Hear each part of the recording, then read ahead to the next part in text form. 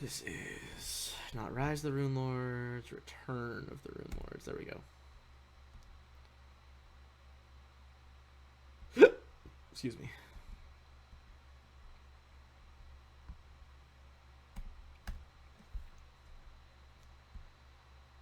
Yeah, that should have been gone at the end of the fight. I just checked.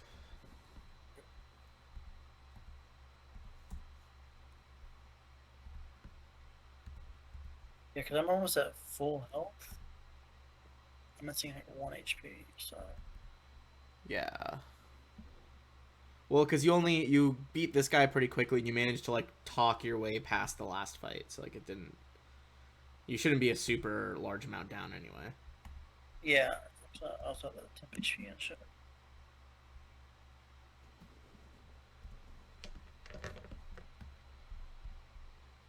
All right. Let's scroll back down.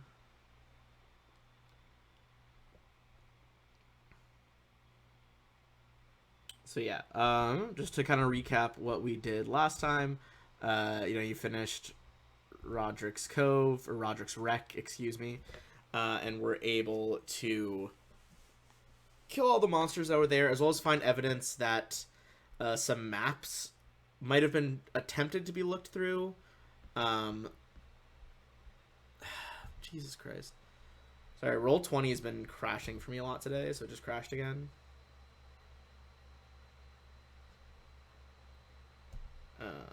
But we'll deal with that in a hot second. Okay. Cool.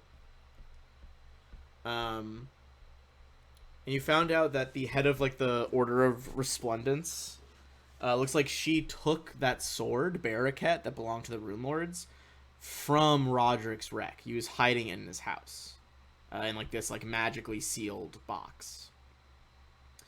Um, After that happened, he did appear to you in the hopes that you would go help save the cove. He said, "My map. They took my map. It holds the key to the vault. Barriquette will control them. It'll control you. I should have taken the gauntlets, but I fled. I was a coward, and you must be brave. You must endure what I did not. The vault. It must lie in the vault. Save my cove." And after going to the mayor's office, you're able to find old records of his previous charts, from when Roderick was an explorer, and made your way into the Churlwood, which is where we are now. I'll drag you over in a second so you can see where we are normally. Gotta make sure. Hold on. Yeah, Roll20's been being weird. I was just doing 2E with people, and it was saying like anytime they posted stuff in chat, it wouldn't auto scroll down. It's like manual scroll down. It was so bizarre. Okay. So you got off the bank. You made your way past the tree where that weird vindictive traveler was. Did you get the amulet that was on the tree yet? I know you spotted it last time.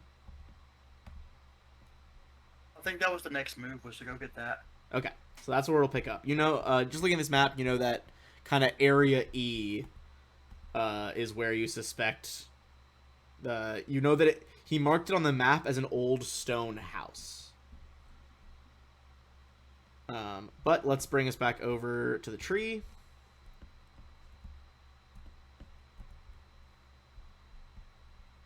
All right. Let me scroll back down. Okay. So you were able to take down the vindictive traveler. It's like an undead that manifests after people who travel for a living, like salesmen or people like that, die on the road after getting lost. Approaching the tree, you see that there is a silver amulet hanging there. Um, it looks to be the holy symbol of Desna, which is kind of why it called to you. But give me a spellcraft check. It seems to be additionally enchanted as well as being a holy symbol.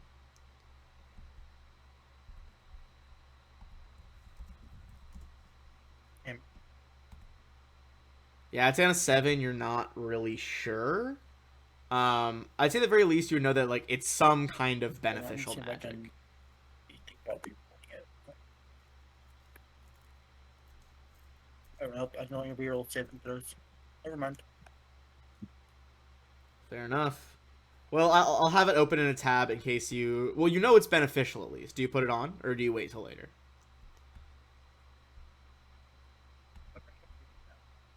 What's up? Hello. Say something? Yeah. Can you hear me now? Yeah, I can hear you now. Fuck this headset, bro. I'm tired of that shit. Fair. I have been lazy. I need to get like a new headset, but I'm literally using like old earbuds that I found in my closet because my headset broke. This is like a really good headset. Every now and then, I think it's the laptop, not the headset itself. Mine, I think is the cord. It's like a nice enough headset, you know, like you can replace just the cord externally. Hmm. But I just like haven't gone and picked up a new cord yet. But I should do that. Anyway, I was just asking whether you know enough that it's like it's beneficial. You just don't know exactly what it is. Okay.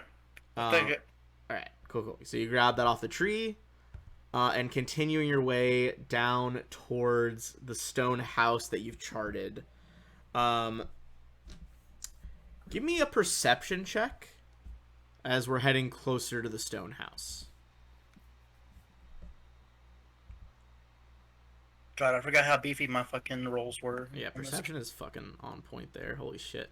Okay, so you see a little bit of fire on the horizon. It's hard to tell because it's daytime, but you hear people talking from enough of a distance that you'll have the option to stealth. It seems like there's a camp up ahead. And on a 30, you hear the voice of Lullaby Van Kaskerkin, the person who tried to intercept you earlier. Seems she must have taken a shortcut through the woods and gotten back here. And you realize that you're up ahead is the overall road keeper camp. So you want to like, are you strolling up or are you trying to stealth up? I'm gonna bring us to that part of the map actually. I am gonna attempt to stall as best I can. All right. Let me drop Lullaby in as well because she came back.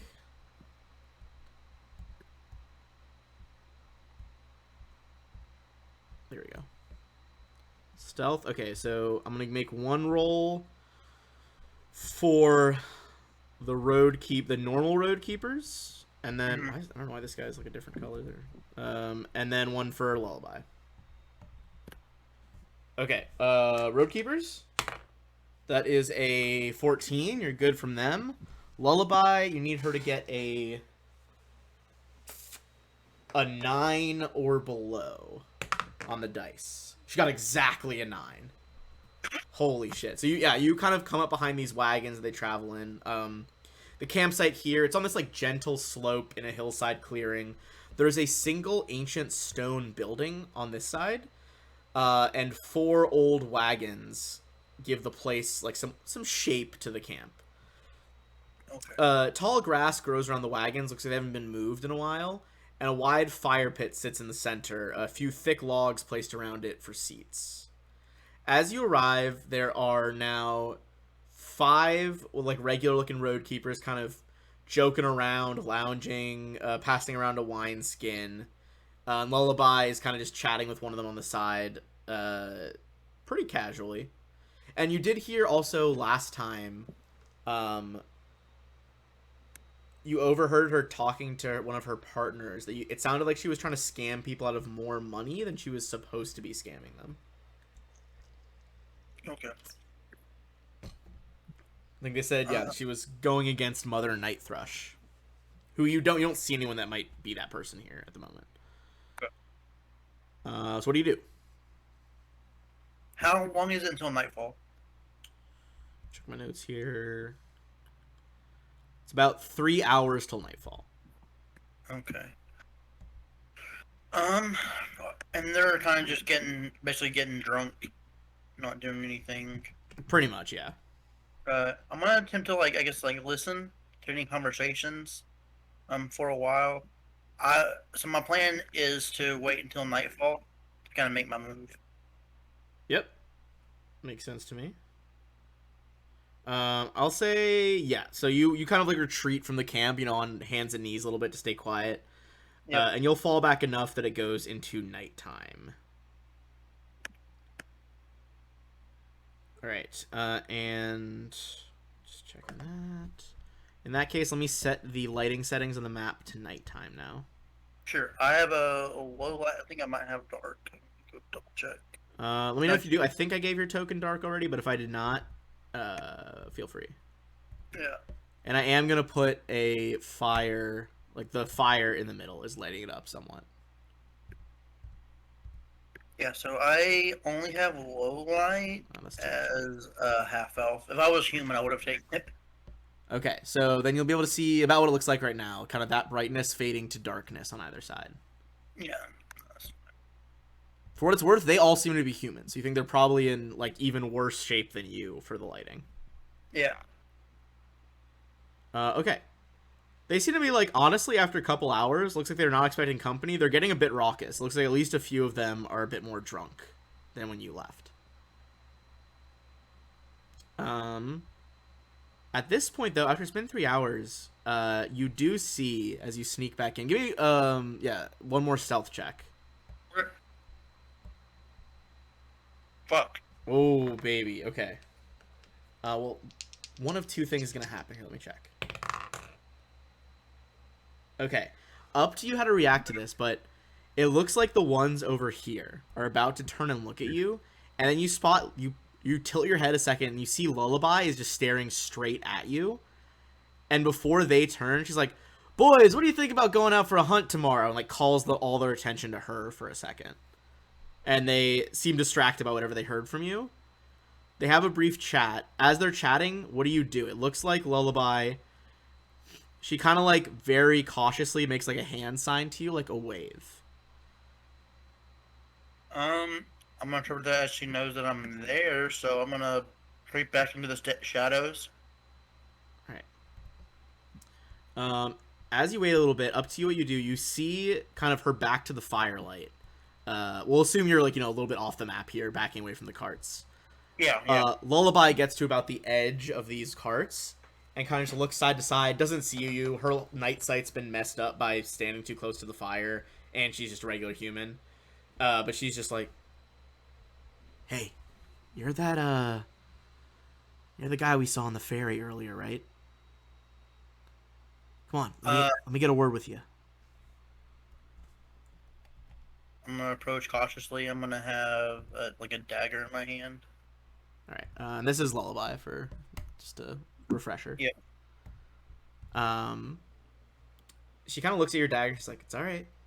I'm not gonna raise the alarm unless you do something stupid. Listen, I want that gang back there. I want them to all be mine. And well, Mother Night Thrush, she's in the way. I don't know why you're here, but I thought maybe if you help me get rid of Night Thrush, we could work something out. Safe passage through the woods, maybe a bit of payment. Maybe my lads could help you with something. But thing is, she's a spellcaster, and I'm well, I got a bit of magic on me, but hers is a different breed, and I'm a little worried about stepping to her myself. Not to mention the rest of the men are scared of her. They're not going to back me up. So you want me to take care of her for you? Do you think you can do it alone?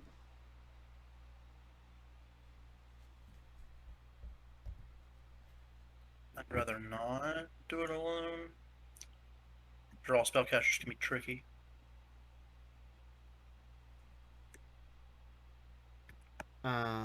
She's like, all right, look, you don't want to do it alone.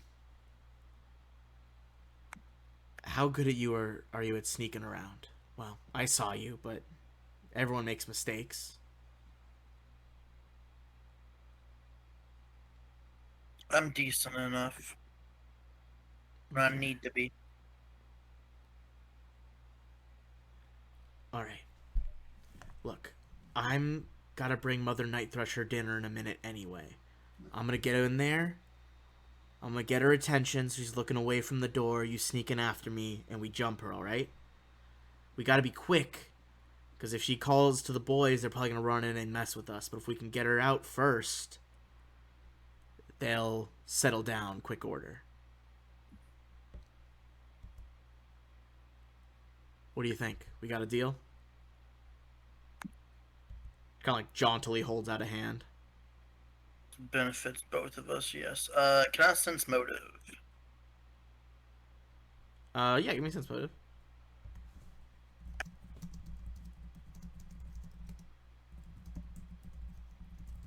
It seems like she. I mean, here's the thing. On a 15, you don't think she's much of a good person, but she's not terrible. She's not pure evil. She's just a robber. And at least in this case, it seems she's telling the truth. She just wants to be in charge, and this is what's in her way. Yeah, I'm just kind of debating on like, is she gonna betray me as soon as we're done? She trying to hand me over to this night thresh, you know? You think that she'll stick true to the deal?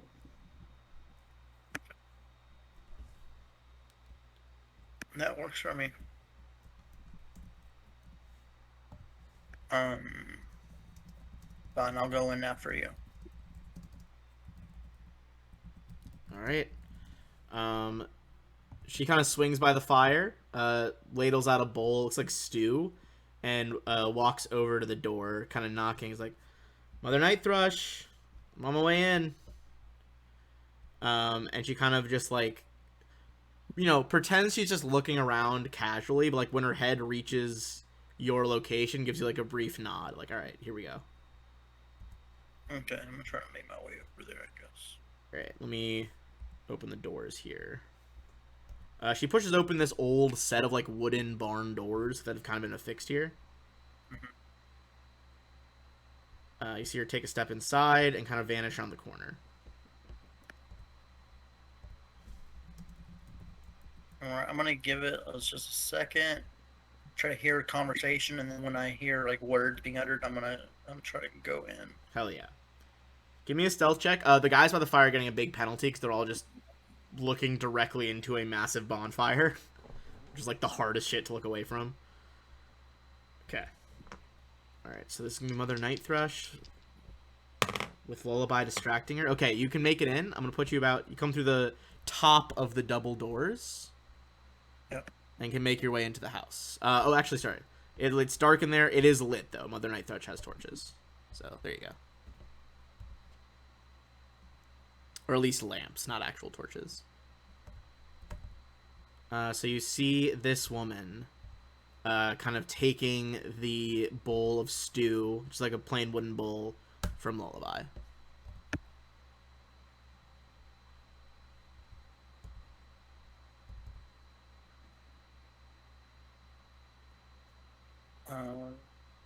She doesn't see me. She doesn't see you. What do you do? I'm gonna try to get behind her and stab her with my curved blade. Right. Yeah, go ahead. I'd say get to like there. You'd have flanking on the diagonal. Yeah. Goes up. All right. Go for your swings against her flat-footed AC. Yeah. Let's see if I got anything to buff it up. Yeah, I'm gonna activate my tattoos to give myself +4 strength, Okay. and I'm gonna. What is that? That's a free action. That's a swift action. Yeah. Let's see if Bear Spirit is a free action. Oh, it also has a swift, so I can get it this round. So I'll be buffed up +4 for now, and I'm going to just hopefully hit her. Right. 16. That is going to be a hit. You have the brief notion that perhaps she is, like, under that robe. She is wearing a bit of armor. And you kind of have that initial, like, okay, armor, caster, like, gotta be some kind of divine. But that does connect for 16. Seems to, like, almost bloody her. She rolls around, she's like, Lullaby, help me deal with this one. Traitors, or not traitors, spy in the camp. And we're gonna, I don't know why it says round 100. Interesting. Don't know why API seems to be freaking out a little bit. All right, let's add ourselves in. Oh gosh. Mother Night Thrush. Shit, what's her bonus? The nat ones. Well, oh my god, she still beat you. So she's a really old lady. She has a -2, but she rolled a 6. She has a 4. That's fucking funny. What does Lullaby get on the fucking other way? Lullaby watches the pair of you just stare at each other. And I was like, what the fuck are they taking so long? Okay. Well, I wanted her to die. She's just super shocked. Oh, my turn tracker thing's not working. No wonder it said -100. It's fucking up. Okay. Well, I'll fix it later. Boop, boop, boop, boop. So she's gonna go first. Lullaby. Is she gonna give you some buffs? Let's see. Alright, Lullaby is going to begin inspiring courage. She begins to, as she pulls out a dagger in one hand and a rapier in the other, she starts to sing. And you get +2 to hit, +2 to wound. +2 wounds. +2 damage. Oh my god, not wounds. This isn't 40k. I'm losing my mind. And then all the other inspiration stuff, you know, like against fear and all that. Yeah. That's going to be her turn. Tossing over to Mother Night Thrush. Night Thrush kind of like briefly smiles as she hears, you know, the singing begin. And then then turns into a scowl as she's like, wait, the magic's not affecting me. She's going to whirl around and be like, you filthy traitor. I'll deal with you in a minute. Alright. She is going to have to cast offensively here. Yeah, she does. She will pull it off, albeit barely. And Lullaby needs to make a will save. Ooh, that was fucking close. You see Lullaby begins to, like, stagger and, like, freeze up for a second, but shakes it off. She almost got hit with Hold Person, but resisted it by, like, 2. And then she's gonna, like, 5-foot step this way a little bit. Actually, she would 5-foot step toward the doors to get towards her men. But back to Iridil. Okay. I'm gonna, as a swift action, I'm gonna channel the spirit of the dragon and enter a rage. So I gotta buff my strength up even more. Hell yeah, go for the rage. And my con. Then I'm going to slice her again with the Elemental Blade. That is going to be just shy with her magic and armor right now. Okay.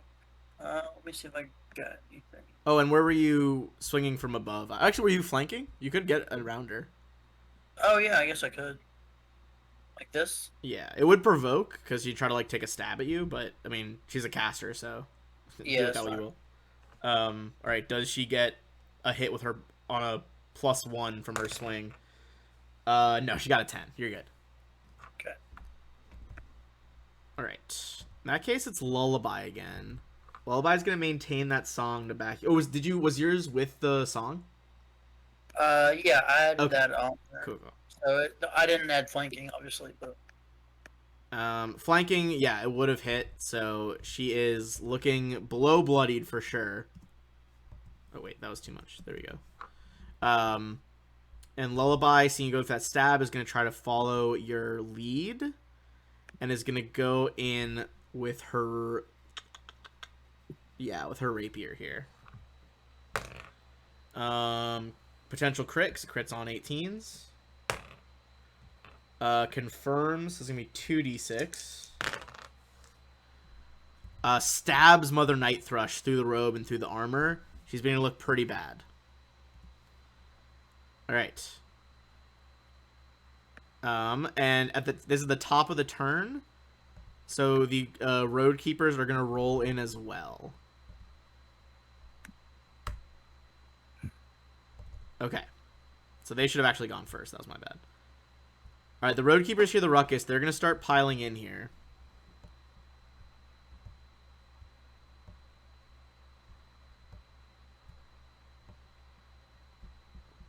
It's going to be 2 swings on you, One swing on Van Kaskerkin as Night Thruster's like, she's a traitor, kill her in the new one. The three in front are being deprived sneak attack, obviously, because they can't get by you at the moment. So there's 3 short sword stabs, 2 at you, 1 at her. One on her hits. The one on you, one of them is a very low number, but the other one is 21. Does that hit? 21 hit my AC. 23 is my AC. All right, that's good because they've rolled max damage on that. Okay, following it up, the 2 back here are both going to shoot at you with a short bow. Okay. Okay, one of them does exceed 23 that time, but the other one misses. You're going to take 6 damage as arrow streaks through. Lullaby would have had her turn then. Now it's Night Thrush. Night Thrush is like, good, push them back. She is going to spend her turn. She's going to cast defensively again and try to heal herself. Yep. She's going to cast Cure Moderate.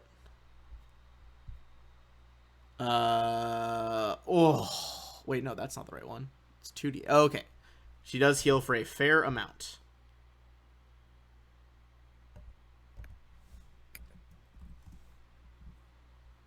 But it's back to you. And you are still being inspired and flanking. Yeah.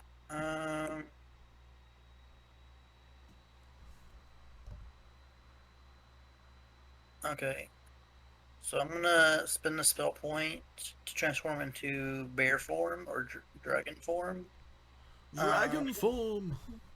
And I am also going to, as a swift, use my swift action to channel my ki and enhance my strength. Hell yeah. We should do. We should just make you a separate sheet with that. Oh my god. You know I've been a DM on Roll20 too long. When I tried to like search my various images, I typed dragon and it was like struggling to load the number of dragons. And then I'm gonna 5-foot step this way, and I'm going to deal breath attack. All right. Do you want to be? I'm gonna give you an animated dragon one for the fun of it. Do you want to be red, green, or blue? Green. Okay, sorry, that was a little too big. Yeah, I just love the little animated ones. So go. I'll put you behind him. So going for a breath weapon. Yeah. So are you going straight to the left then? So you would get. Yeah. If you went down one, which it would provoke, but I don't think she's gonna hit you. You would be able to get. What's the range of the? Is it a cone? It's a short cone, close range cone. 15 feet, I assume. Yeah. Okay, so if you went down one, you would get her and like the 3 fucking road keepers behind her. I think. But like, I don't know if you want to kill them or not. So if I want to do the cone, because it doesn't do much damage, and I feel like as soon as if I take care of her, then the fighting stops. I mean, that's what Lullaby definitely implied. Yeah, so I'm gonna try to go with Lullaby's plan and just maul the fuck out of this bit. Oh shit! Okay.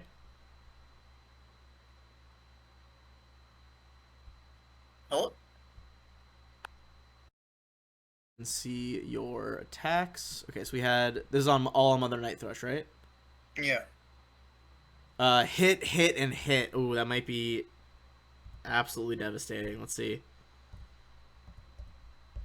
Oh, that might finish her off.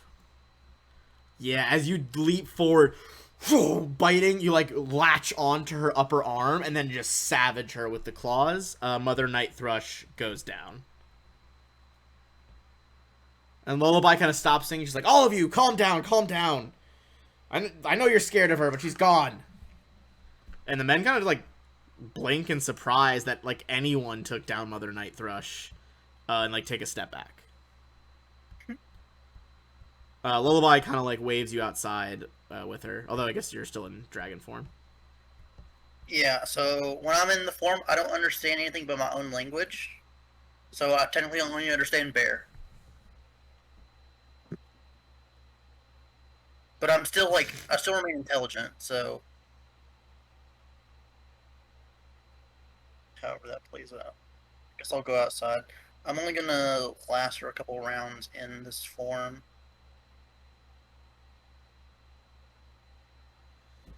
All right. He kind of like, he kind of just, I guess, stares at you, waits for you to shift. Just like, don't know what this is, don't know how to deal with this magic. Um, and as she does, so you like, it just takes like a, how long you say? I can dismiss it. Oh, okay. Well, up to you if you Yeah, do or not. But she kind of just like, all right, starts talking. Everyone's just like, look, this guy took care of her for us. We're gonna leave him alone. It's like, I know I've talked to some of you. I think no one really liked Mother Night Thrush that well. But let's leave it, all right? Go have a drink. I'll deal with this. She like nods at the house. Let's be good hosts. Kind of nods at them.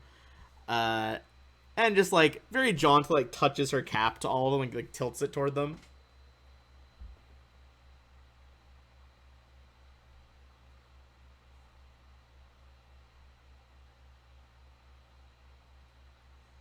yeah, because I want to know what the fuck's going on.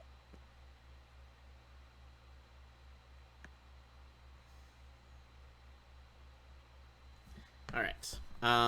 They kind of start stepping back, and she like, once you shift, she brings you inside, like looking distastefully at the body.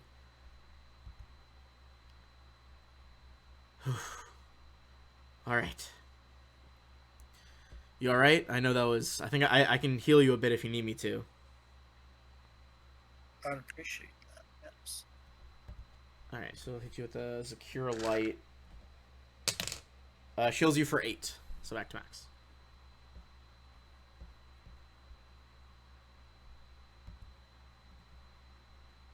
Look, a deal's a deal. What do you need? Information or?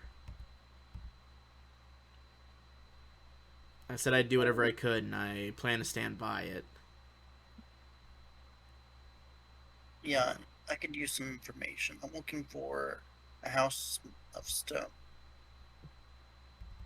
He gestures around her. He's like, "Oh, this is it."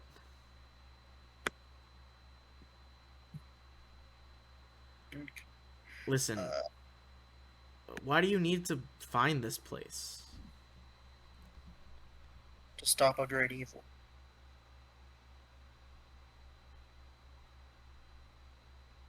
You thought Night Thrush was bad? If I don't stop what's coming, it'll be way worse. Oh, um, okay. You know, And you could use your skills for something other than robbing people. give me a diplomacy check.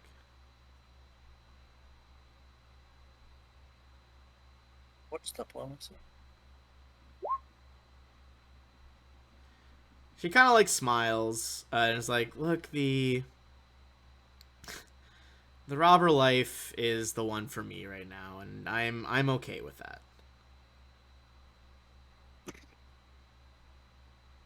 But if it's something in here, she's like, "Look, some of the boys are downstairs. I'll show you." She walks over to the torch in this corner and pulls it. And part of the wall draws back.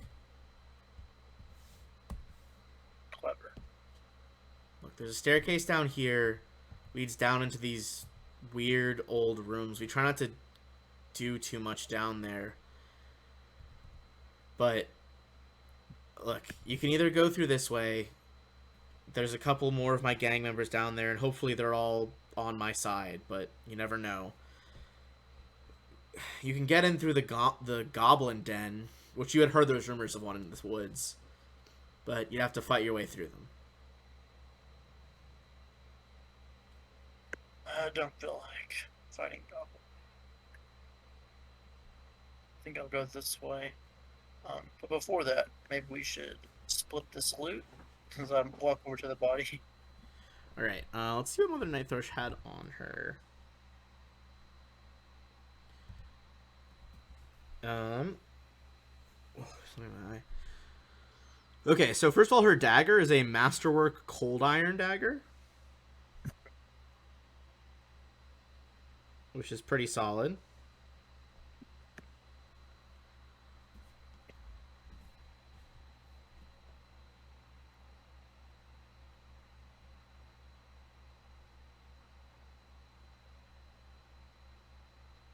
Um, and anything else she's got on her?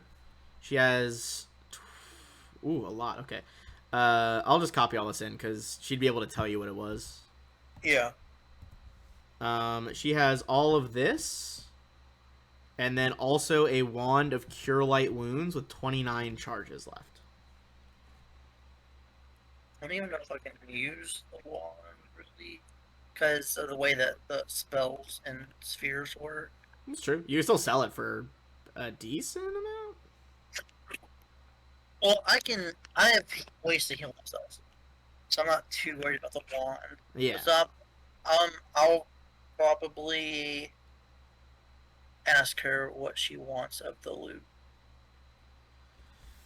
She looks over and she's like,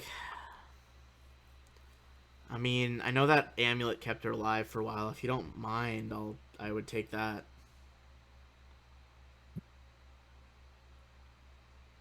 You can have. Okay. She takes it and puts it on. I assume that the ill-gotten coin, wanting your fair share of that. She shrugs like there's plenty of treasure in the wagons. All right. And then I will take it, and hopefully we'll never meet each other again. And if we do, it's on better circumstances. Remember, if you ever change your heart, come to town. You can help people. All right. And I'm gonna abscond away. If I ever do, I'll come find you.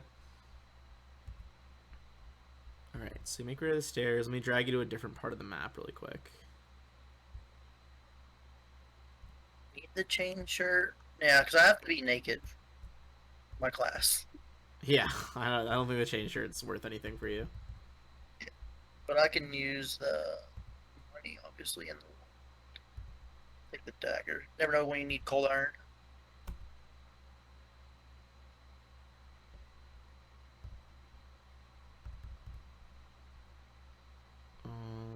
Right.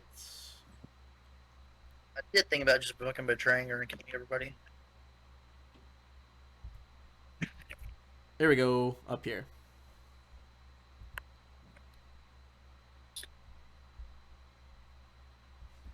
As you get to the bottom, a single lantern sits in the floor, on the floor here. A door to the west is boarded up with 6 sturdy pine planks, secured with iron spikes.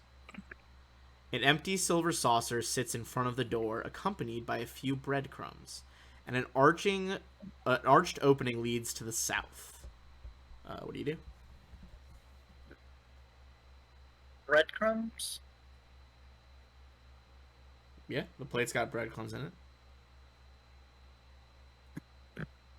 I'll go to check this door out. I'm gonna be cautious about it. Is it open or closed? That's the one it's like nailed shut by wards. Okay, okay. So I'm assuming that maybe that's where goblins are or some shit. There's a reason they nailed it shut. Does it look what? Like recently done? No. I was just talking to myself. Okay. Sorry. No, you're good. Alright, I'm gonna kind of stealthily move down here, I guess.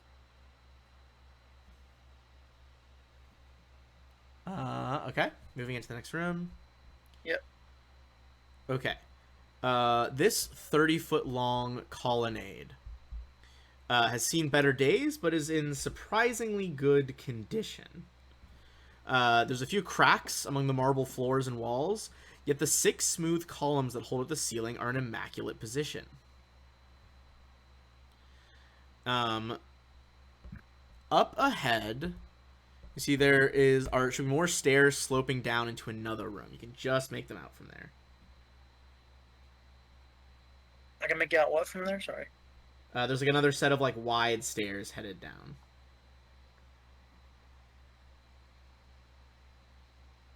Alright, I'm gonna skirt the perimeter, I guess.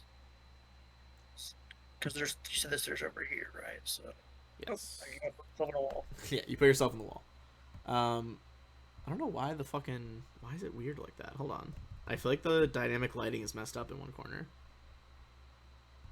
Roll 20 messing up? Never. Okay, whatever. I'm just gonna put another torch down because it's being fucking funky. There we go. Kind of going through the columns, you see there is another group of road keepers just like hanging out down here. Looks like they're sharpening weapons and taking care of their gear.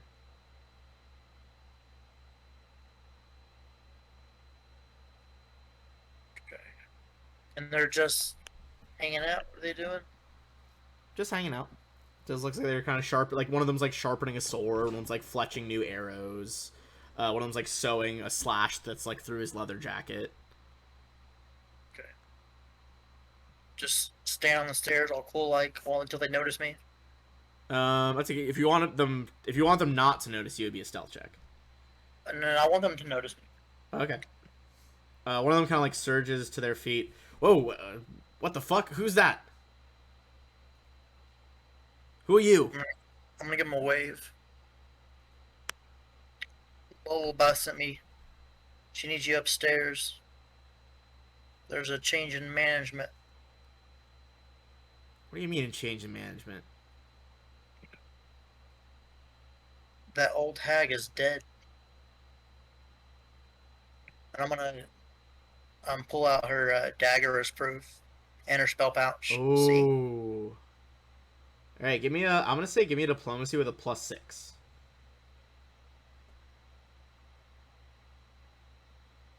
I had to put ranks in diplomacy so it wasn't negative, bro.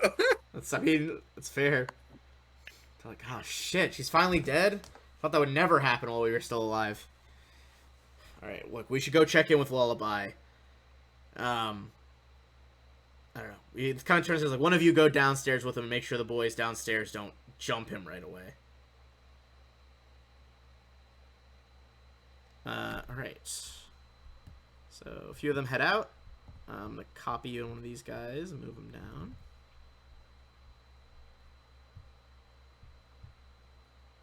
I'm gonna ask the guy, or wait, what is that over there in that corner, or that top? As you enter the room, there's a lantern set near a set of stairs that lead down into darkness. Near the north wall is a statue carved from red stone. It depicts a woman with wild hair, and her face is set in a sneer, holding a clenched fist out in front of her. 4 smooth columns hold the ceiling up. Yes. I would say give me a... You can make a history check if you have it.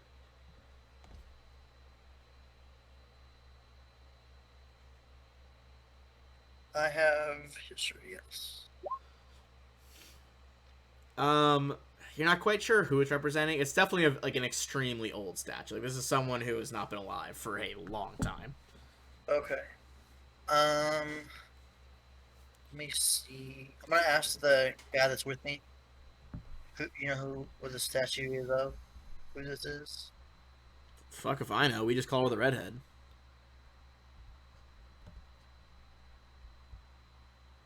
I'm gonna study it so I can remember this when I go back to town. Yeah, you can do that. So, and then I'm gonna ask it. So what's that horse boarded up way down here? Oh, they kind of look at each other. Look, we don't go over there. There's it's an invisible monster lives in there. That's why we boarded it up.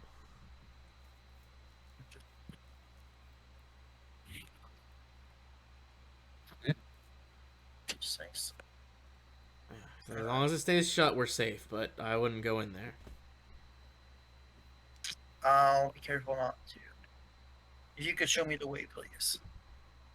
He nods and brings you down these stairs, and let me drag you to. Alright, so some of the rooms down here are lit, and some are not. Bro, this would have been such a slog to fight through. Yeah, it's rough. You made a pretty solid call there. I was just lucky my diplomacy wasn't utter shit. All right. So yeah, pretty quickly, he tells you, like, explains the situation. A couple of the dudes stay down here, but a few more go upstairs. Um,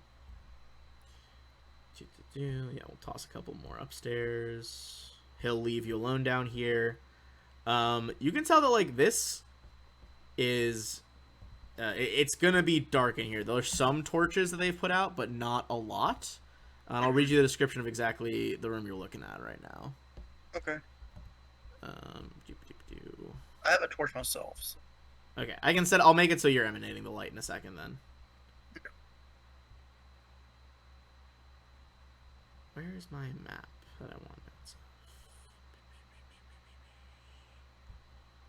Okay.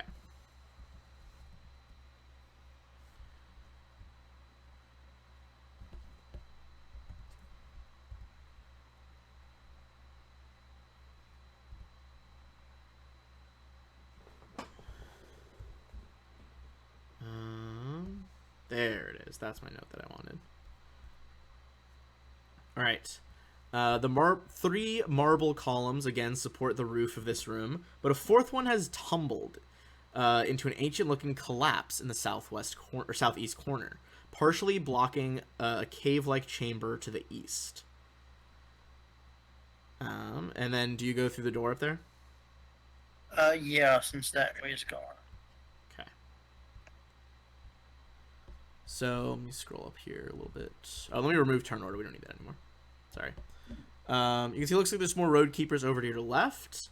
And then the tunnel seems to split into a little bit of, like, there's still some man-made stuff, but maybe some more natural caving to the right. Which way are you heading?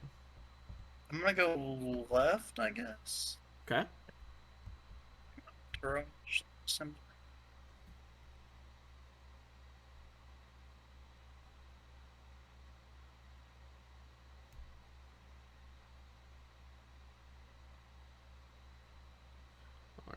I'm gonna say, just for expediency's sake, the others will explain the situation of these 4. Yeah. Just save us some time. Yeah. And then I'm gonna ask him which way leads to what. All right. They asked me, was like, oh well, Dolland, he's kind of lullabies equal, or I guess was, now that this has happened. He's in the room behind us. A couple more doors up there, some open dark rooms we haven't really looked at down there.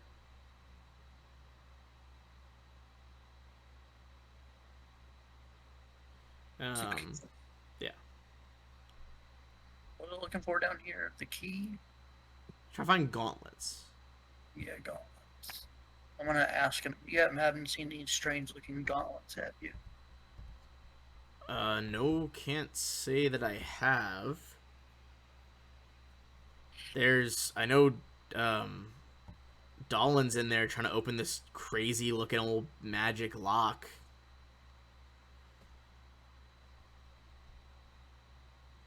That could be it. I don't know. Let me go speak with this doll. Then.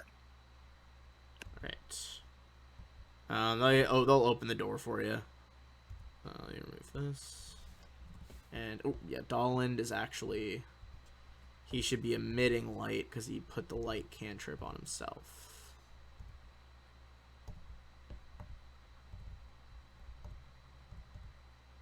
If it'll let me... Yeah, I don't know. This new update, I don't know what it fixed, but I feel like it made a lot of things slow. They'll probably patch it. Yeah, I'm sure they'll patch it soon. Okay, there we go. So if you head inside, Dolland is emitting light over there. Down, and then I'll show you his art. You see this lovely lad.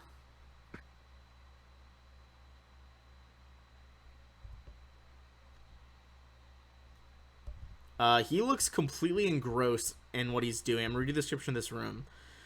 This room appears to be nothing more than a hallway surrounding a 15 by 10 foot room.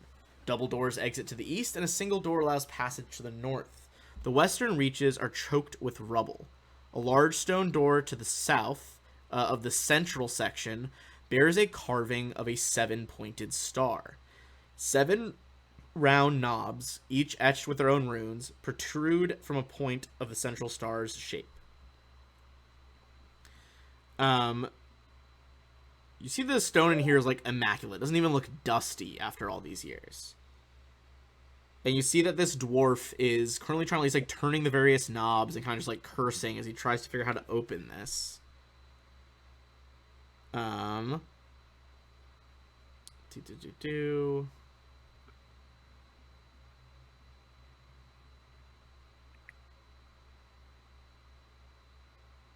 Give me a perception check on the lock itself. Okay. On a 20, you look at it and you realize the Sihedron, if you remember I said there was like Sihedrons decorating the map that Roderick drew? Yeah. They're giving you hints at how to unlock this. Whether you say anything about that is up to you, but this guy looks like he's literally just like full on brute forcing it, like trying every single combination, which will take forever. You think you could probably sort it out in like 3 or 4 rounds. But yeah, it looks like he hasn't even noticed you walk in right now. He's so focused. So what's your move? I'm gonna reference the maps. That's not knowledge, so I can figure out how to solve the puzzle. I think you reference it. I'd say just give me a straight inter-wisdom check, your choice, as you like match it up, kind of just standing over his shoulder. I think you would. I mean, by default, from knowing about the map, you takes 4 rounds. I don't think you can shorten it any more than that based on that check. No, that's fine. I'm gonna cough in my hand, kind of loudly to get his attention. All right. He's what? Who the fuck are you? What are you doing down here? Sent by lullaby. There's been What does she want? change in management apparently. What? The old hag is gone.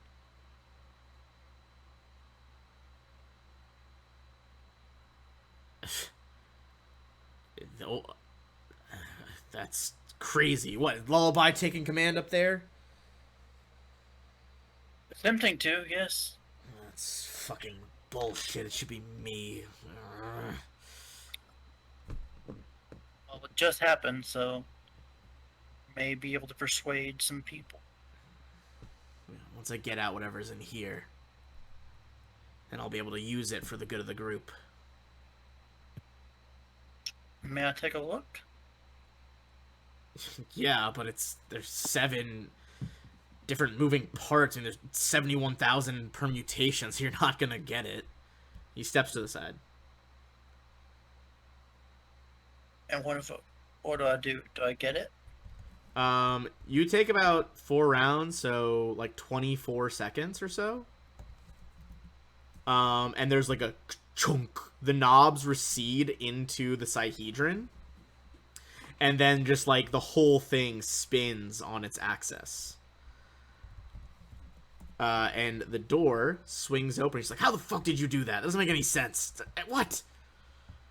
Beginner's luck. And I'm just going to remove the lighting for that whole room so we can get a better view at it. Okay. Inside, there are several things you notice right away. Sorry. When the door is opened, you see there is this like opaque screen of dark fog in the opening. Give me an Arcana or Spellcraft check.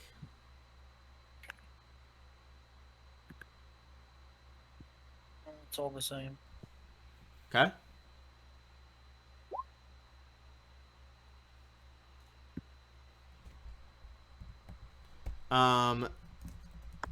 You realize that this fog has the telltale signs of a mage's private sanctum made permanent.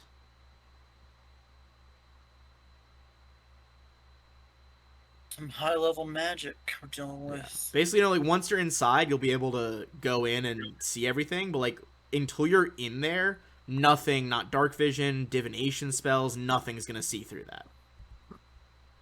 I'm gonna step through. Alright. You step in and immediately you see this like beautifully ornate room. White marble lines the walls.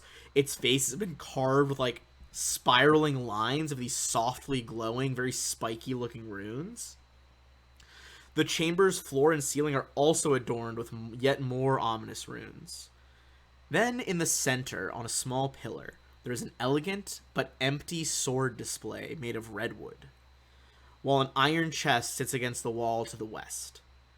Everything in the chamber is covered in a fine layer of ash. You look around and you see there is a plaque kind of nailed, a little brass plaque nailed to the front of the redwood that labels this as Baraket, although obviously it is empty. Investigating the room, Dolan comes like blustering in as well. Nothing here. The stand's empty. The chest. He opens it up and fucking armor. Not gonna use this. The fuck. He pulls out a set of insanely rune covered gauntlets. Like they're very much like iron gauntlets, just dark gray metal, but every like square centimeter is covered in runes. I'm sure they're magical. Oh yeah, they're definitely magical. Spellcraft them. Yeah, I'd say so. Let's go. Okay. You examine them. It takes you like I would say probably about 5 minutes of trying to decipher these like runes on it. This is what is known as a set of rune-warded gauntlets. It helps protect the wearer from the influence of intelligent magical items, an effect that immediately becomes apparent as you go through the first line of these runes. You continue to realize that while they're worn, the gauntlets will suppress all the magical qualities of an intelligent weapon that you're holding. It'll have no effect on non-intelligent weapons or non-weapon intelligent items. They also make spellcasting more difficult, imparting a spell failure chance. And I'll put this in your journal. This is a set of rune-warded gauntlets. Okay, never mind. Oh, it's because I see why it's doing it. It wants to hide some of the details from you. And I will hide those details, but you can see this part. There you go. Yeah, this is like a caster level 20 item. For very specific stuff. Dolan sees you spend so much time on it, he's like, well, what is it? What's the fuck are you doing? Worth anything?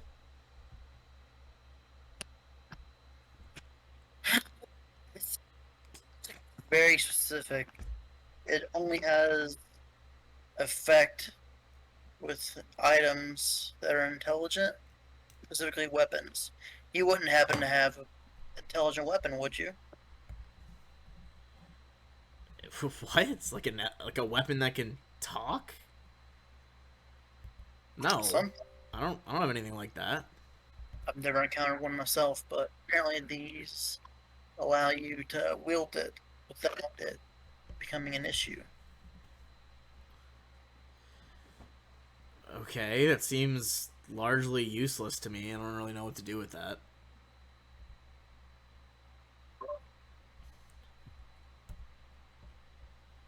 Look. It seems useless. Why would I need that? I don't think you would need them, but they could come in handy. Get it? Handy? He just looks at you like stone fucking faced. Uh-huh.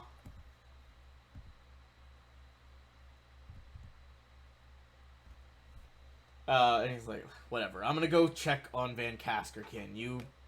I don't give a fuck what you do. Whatever. She's let you down here. I don't feel like killing you. Thank you for your mercy. Yeah, yeah, whatever. He starts like walking out toward the other road keepers. I guess put the gauntlets on. Don't want to put them in my backpack. As you put them, or do you put them on or in your backpack? I'm putting them on. As you put them on, there's like this weird effect where like you know enough to like be sure this isn't a trick, but there seems to be like an implanted line of knowledge in the gloves that explains a lot of what you found out. As if to make sure that someone knows that this is a helpful item.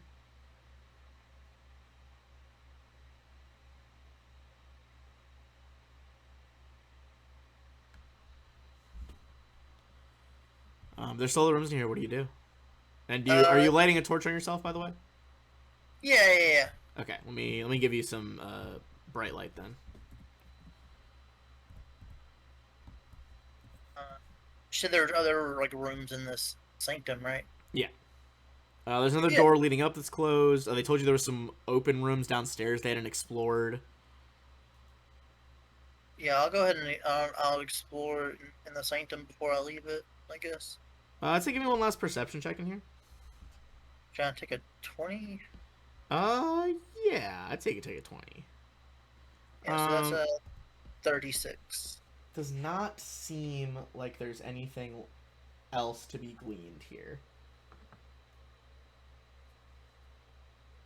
Mm, Guess I'm done with the sanctum. There's no way to do anything else, I don't think. Alright, I'll leave the sanctum.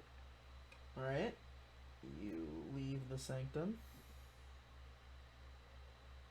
And then I'm gonna go to the north door up here. North door. Alright, let me remove the lighting block. Should have let me. There we go.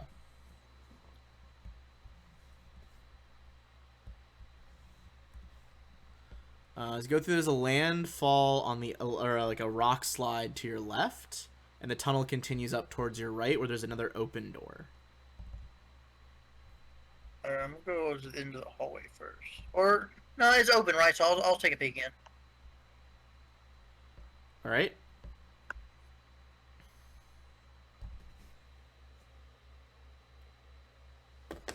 Okay. You see a 5-foot diameter space ringed by arcane runes sitting in the center of the floor. Just kind of lightly glowing blue. I'm trying to understand what I'm seeing. Is this like an Arcana check or? I'd say Arcana check. You're not quite sure. It seems to be some sort of spell that's been made permanent. No idea what it does. I'm gonna step over it. Like a foot. Okay. As your foot A trap, I'm stupid. as your foot enters, you are going to move, and you reappear over here.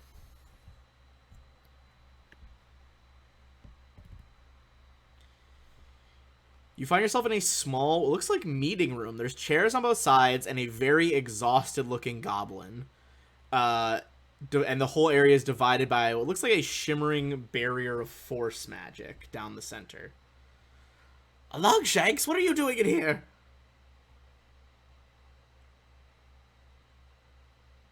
Hello,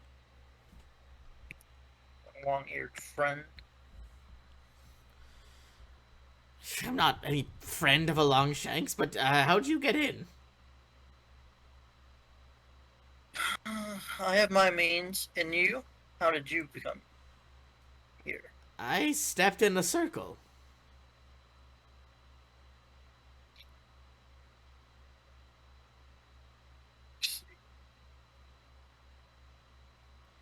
I don't see any other way out, right, at all. No. But also give me a will save. I'm gonna spend the spell point to reroll that. Okay.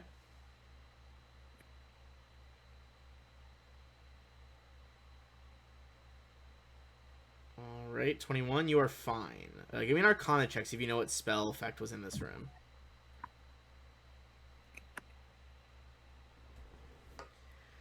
Arcana, right? Yeah, Arcana or spellcraft, either way. Same roll for you.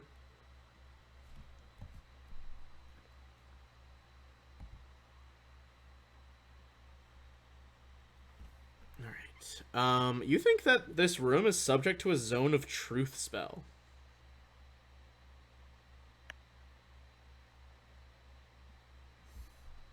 Okay. Do you know how to get out of here?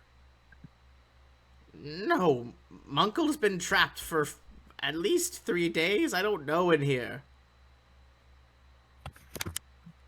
You look around. You see that there's like a set of hand-shaped runes on either side of the forest barrier, like on either opposite wall.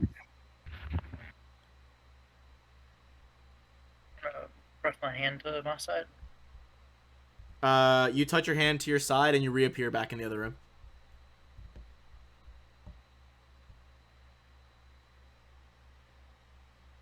Seems to be. I don't know what this thing's purpose is, but okay. All right. You don't see Munkle anywhere. Yeah.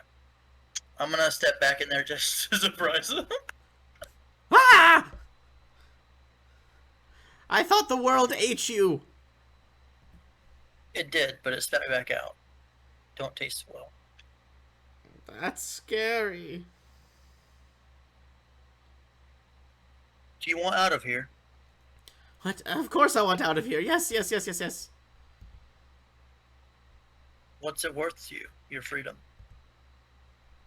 Um, I don't know. I'll do what the Longshanks says. Are you with the goblin tribe that's in the cave, in the woods? Yes, yes. I am part of the Bramblemouth tribe. Who's their chief? Bramblemouth. Well, he was anyway. Surely you've heard the glorified tales of Chief Cheektooth. Can't say that I have. Well, he killed Bramblemouth and took tribe for himself. His cheeks are so full of teeth, it's terrifying. Probably compensating for something. I don't know what that word means. That's all right. Well, can I trust you? Yes, of course, you can touch me. Trust, trust, trust. Oh, I thought you were going to slap me and then I'd help you. This is the Bramblemouth way. That comes later. Okay. No. If you trust me, then come with me. Do as I do. And I'm gonna show him on his side where the handprint signal is. Uncle touches it and vanishes. And I'm gonna vanish as well on my side. Or try to. Alright, you reappear in your room. Munkle is not there. So perhaps it was her one led to a different spot. Yep. Okay. What the fuck? Hold on, I gotta I guess switch maps for a second. All I can see is health bars and no actual map. Just the way they intended it. Jesus. Let's refresh that really quick. While the DM's gone, I'm gonna explore my heart's content. Yeah, oh my goodness. This is ridiculous.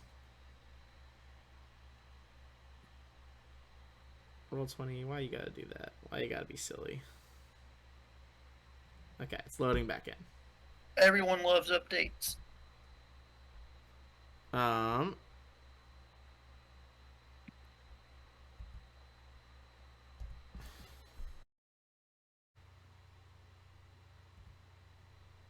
well, that was weird. Okay. Sorry, you're exploring down the hallway, right?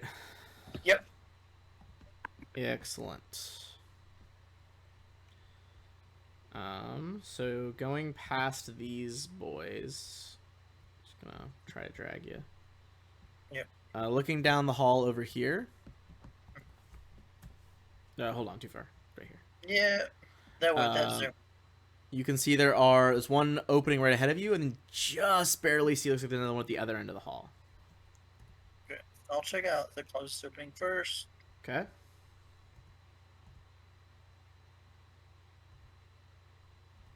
Right. So you are in. Okay. A marble table stands in the middle of this room. Its surface strewn with alchemical equipment, sheets of paper, a few potions, and an ancient-looking suit of splint mail. It looks like perhaps this might have been Dolan's workspace, and then he's putting some shit together down here. Up to you whether you want to take it from him, but you see he has carefully labeled lots of things on the table. I'll read the labels. Let me paste them in for you.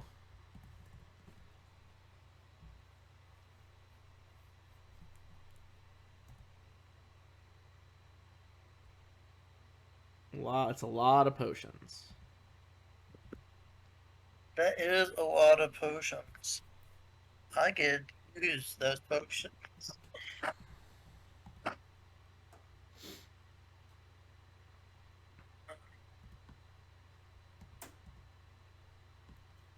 You gonna take any of them? Yeah, I'm gonna take all of them.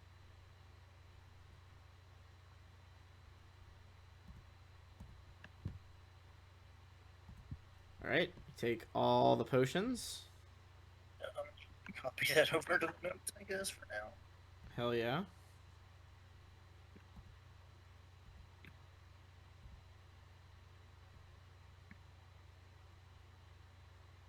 My thinking is I prefer Lullaby to him, so if he's gonna try to do a coup, he won't have this.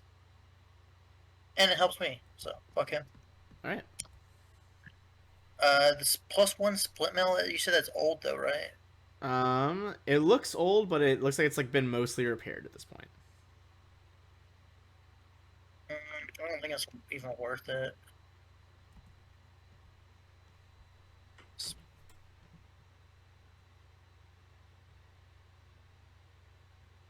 But it's a +1, right? So, Yeah, it's magic armor. Could be potentially. but I think that's pretty bulky though. It is pretty weighty. I'm strong as fuck, but all I have is my backpack. What's So, your carrying capacity? at 18 strength, I think it's like what is it? Uh, medium load is 200 pounds. Um, I don't think it would encumber you then. It'd be close though. Yeah, I'll leave the armor for now. I can always come back and get it. The potions I can like just use, so it's not that big of a deal. Okay. Um. Sorry. Go ahead and Yep. make my way down to the end of the hall. I'm gonna imbibe the potion of dark vision. Oh, okay. Let me change your vision then. Do you want to snuff the torch then, or no? Uh, yeah. I'll go ahead and stuff the torch just as I can see in the dark, All right. There you go. and then I'll take. I'm gonna drink the vodka. I don't know. I'll take the what's the other one? Invisibility, I guess. Mm-hmm. Yeah, I'll take that one as well. All right. Kind of vanishing from sight, looking in the dark. You safely can look in this room over here. A marble table rises from the floor in this room as well, and a small crate sits in the southeastern corner of this rectangular chamber. Cobwebs stretch across parts of the room, and debris and dust litters the floor. Go ahead and give me a perception check in here.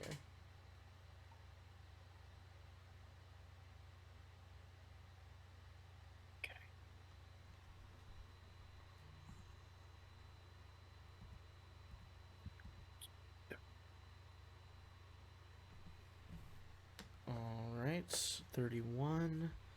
You can tell that there are a trio of traps in here. Okay. And not only that, you see the briefest manifestation as you look at the different traps. You see this thing floating between them before vanishing again. Would I even know what that is? Be a religion check.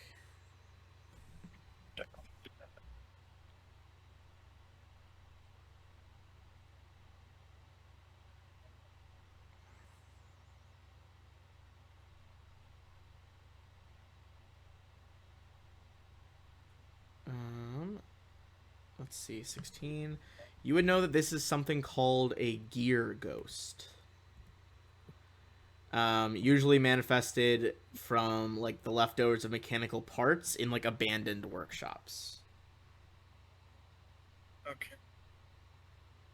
And I've noticed where 3 of the traps are. Can you identify them or mark them? So there's one.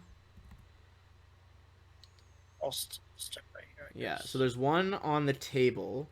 If you put your hands on the table, there is going to be blades from the ceiling. Okay. If you cross this part, there will be burning hands fire from the left wall. And if you cross around the other side of the table, it'll be darts coming out of the wall. Okay. But I don't see anything in this room, right? Besides the traps and the ghost. No. Seems to be all that's in here. Okay. Nothing adventure again. I guess since I don't see anything, I'm gonna go ahead and just backtrack since I don't see anything in there. Fair. And then I'll go back up. Give me a perception check as you get to about there. Okay.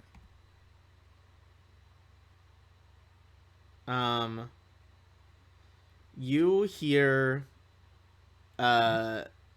Munkle's voice coming from around the corner up there.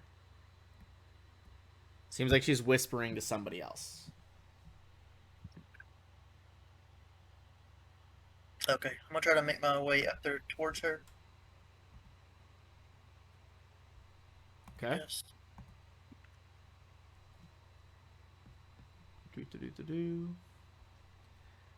It sounds like her voice is coming through the rubble over here. It looks like part of the rubble's been cleared.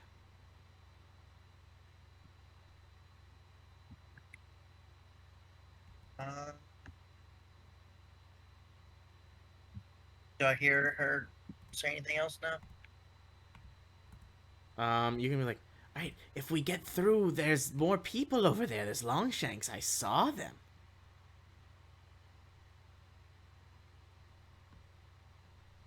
Okay, sounds like she's gonna find her party of humans to play with. I'm gonna keep exploring. I guess go back further. There's a couple doors that I didn't go through, right? You didn't go look up here in this corner.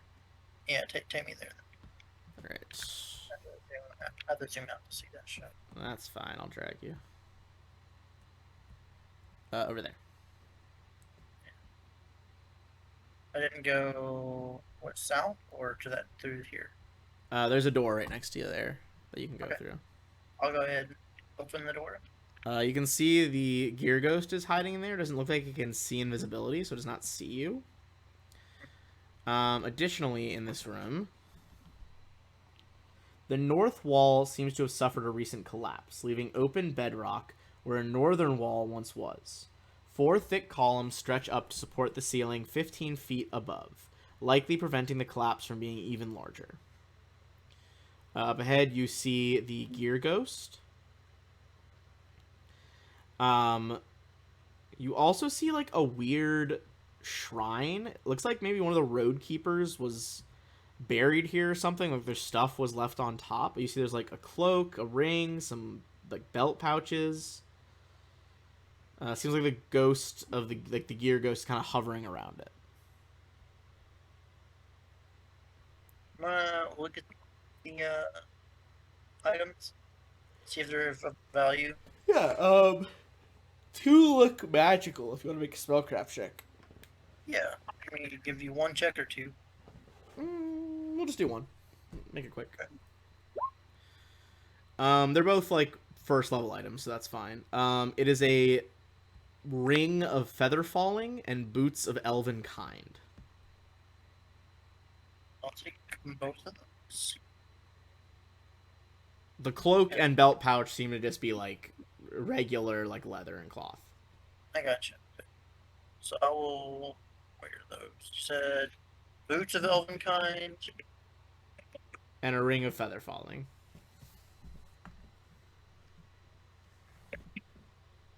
I have feather set slippers.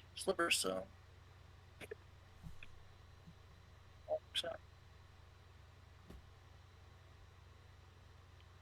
Guess if there's nothing else in there, I'll go ahead and make my way back. All right.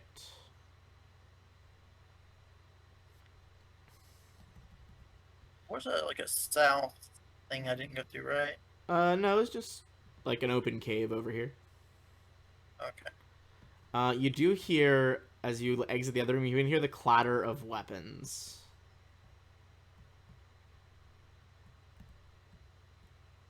Oh yeah. I'm gonna go and look, see what the disturbance is. Fucking, they must have gotten through the barrier. You see the roadkeepers kind of just fighting a group of goblins right now. Do you get involved with them, or do you try to like slip past? You hear the barrier is down now. Slip pass. All right, I'd say give me. Well, you got the boots on now, so be acrobatics +5 because the boots. Oh yeah, yeah. And then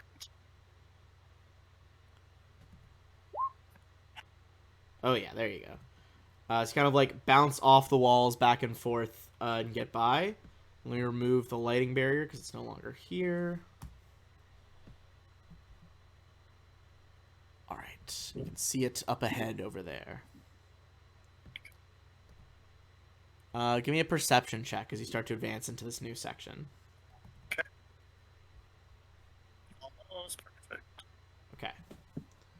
You can hear some goblins like, we have to keep guarding the entrance over here. That's what Cheek Tooth said. You hear a repeated sounds like fire getting lit and unlit repeatedly. Coming from this door up ahead is where that sound's coming from. You also hear a slithering-y sound.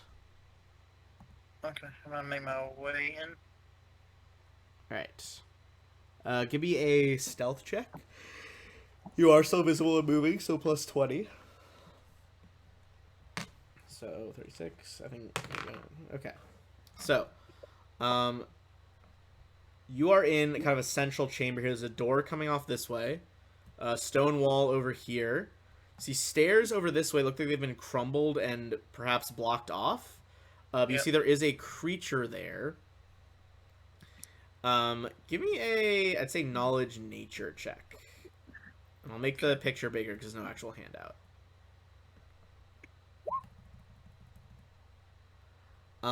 That is a goblin snake.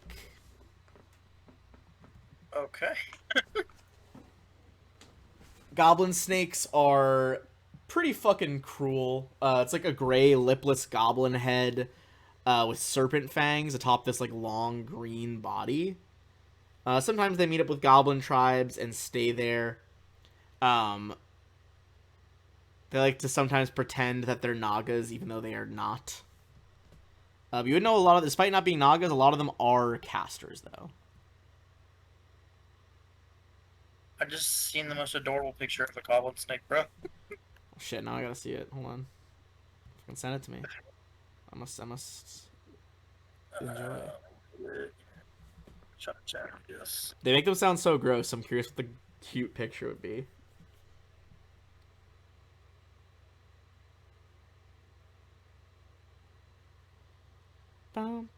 Just It looks fucking derpy.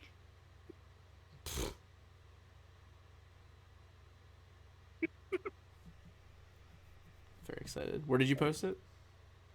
In the one-shot chat. Oh, let me see. Oh my god. Drag this over. Jesus Christ. What movie? Amazing. You'll love to see it. Whoa. It's in the Princess and Goblin Monsters. It's from The Princess and the Goblin. It's a movie. What the fuck? I don't even know what that is. Me either. Princess and the Goblin. From 1991. What am I looking at with this cover art? Is, like, the boy next to her, like, a ninja? Like, what is this vibe? He's a rogue, actually, level 3. Yeah, also, is she holding, like, a small disco ball? What the fuck is that? It's the Orb of Truth. Okay. The Orb of Truth. I'm gonna go watch the film later. Yeah, I am, like, disturbed and fascinated by this art set. Well, I'm gonna ignore the ugly-looking goblin snake. And just believe that it's the cute one. Fair enough. Yeah. And you said there was something north, right? Up here? Yeah, sorry. I got distracted about looking at that. I'm going to remove the barrier because I see what they're trying to do on the Roll20 pack, but the walls aren't all the way to the ceiling, so you would be able to see. They've, like, erected some stone barricades, essentially, to try to slow people down.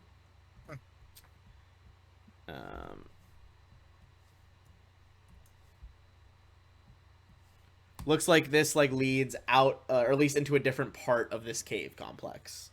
You can see there are goblins up ahead who are, like, waiting for people to come by. Okay. I'm gonna... And then this door behind you... Oh, pinging on the wrong layer. The one behind you is where you heard that weird fire sound. Yeah, let me go investigate that real quick. Okay, do you... I'd say your invisibility is going to run out soon, but you still are invisible. Do you just, like, open the door? Or are you trying to, like, peek through the gaps? What's the move? I'm just... Yeah, I'm gonna try to peek through the gaps if I can first. Alright, give me a perception check.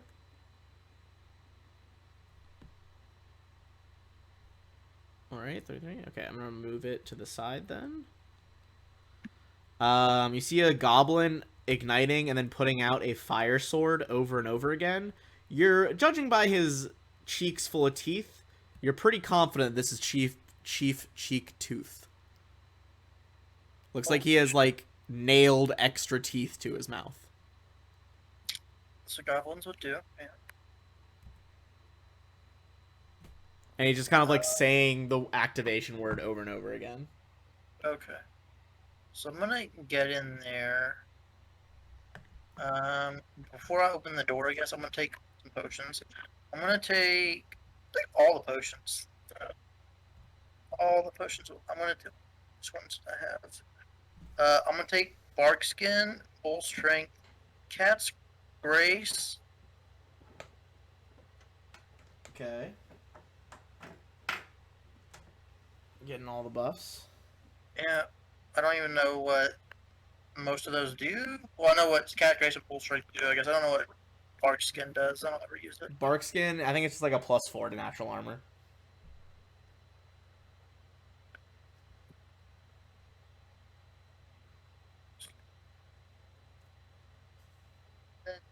Bull Strength did stacks with rage and stuff, right? So.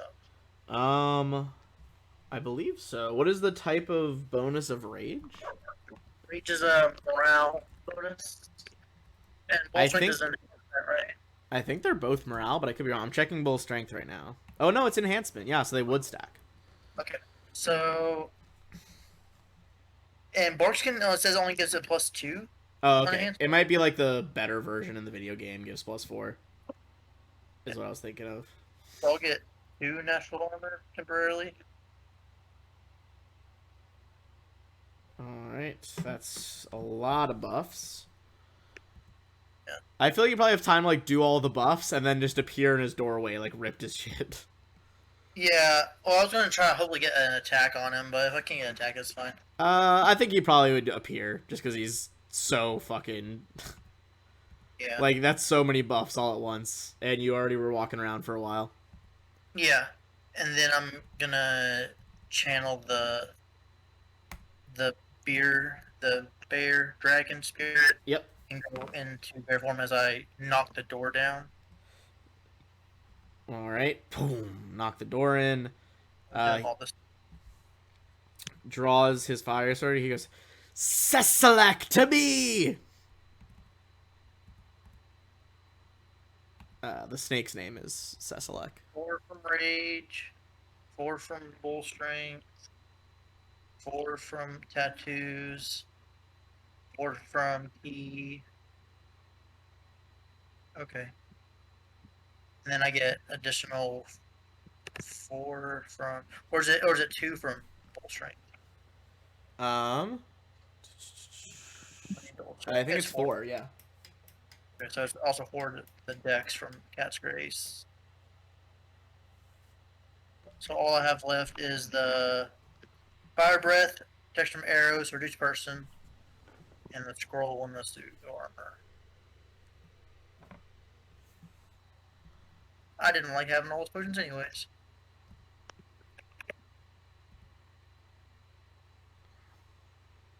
And I guess I roll initiative. Yes, sir.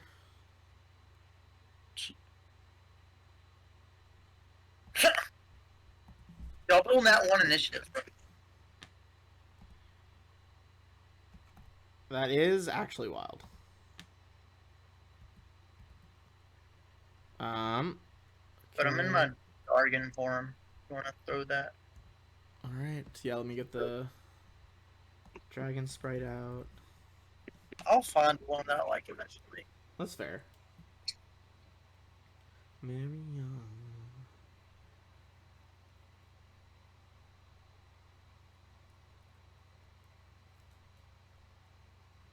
Come on, dragon. Load. I want like a green dragon, like purple What was that? tattoo marks on it. I want like a green dragon with like purple tattoo marks on it. But I was gonna get that commissioned if I can get the AI bot to act right. It's very specific, yeah. All right, we'll just do the animated one again for the fun of it. Sure. Or I'm trying to. There we go. I'll just make it so you can control it. Hold on. Controlled by Iridel. Alright, now you can move it around and stuff. Okay. Chief Cheek Tooth is gonna go first. Yep. He's gonna step on up to you.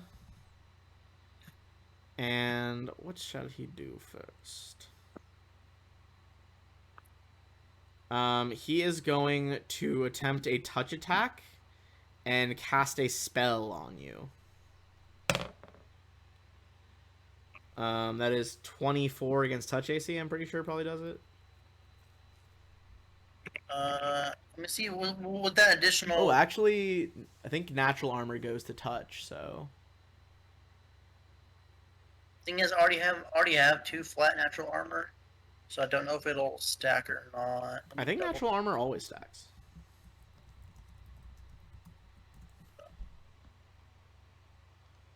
Oh, they don't stack. I was wrong. That's Yes, something but I'd get AC for my strength, so that maybe adjust it. Yeah, let me go take away the additional. Yeah, see what your new touch is. You're looking to beat. You want it to be more than 24. My armor, my touch is 22. Okay, then it will get through. Go ahead and give me a will save.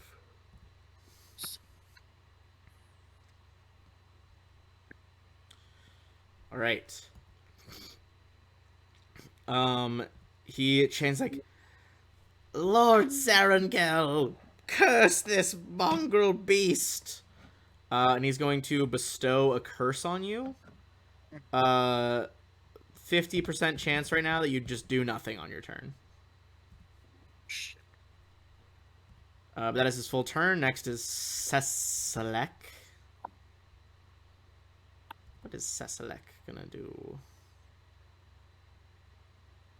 Seselek is gonna flex on everyone even though her magic isn't that good. She's gonna cast a magic missile.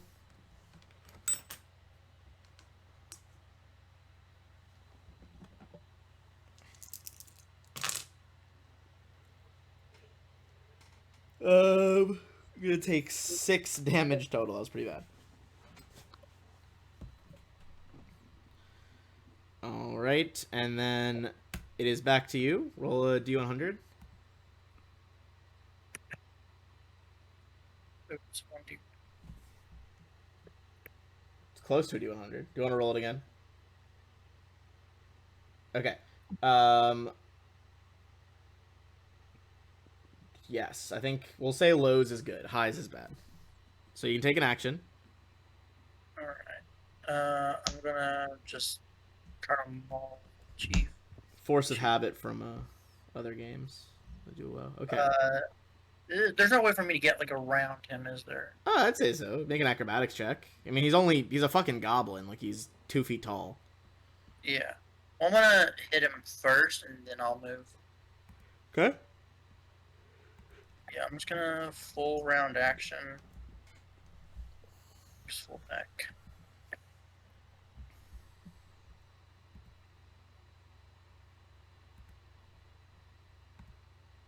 All right. I'm berserking, so I'm gonna get -2 AC. So I'm gonna get +3 temp HP.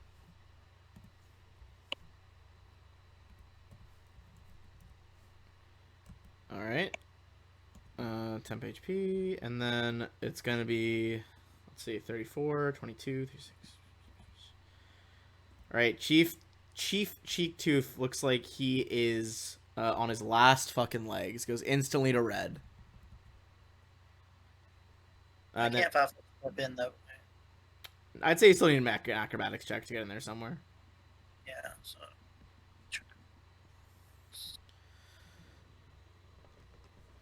That'll do it.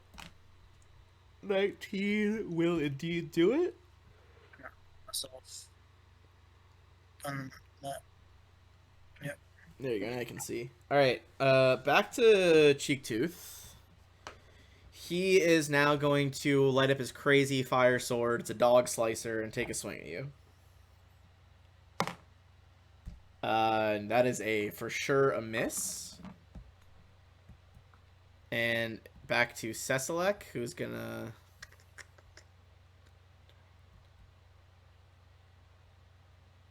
Yeah, just got to push past him. That'll be an attack of opportunity from you.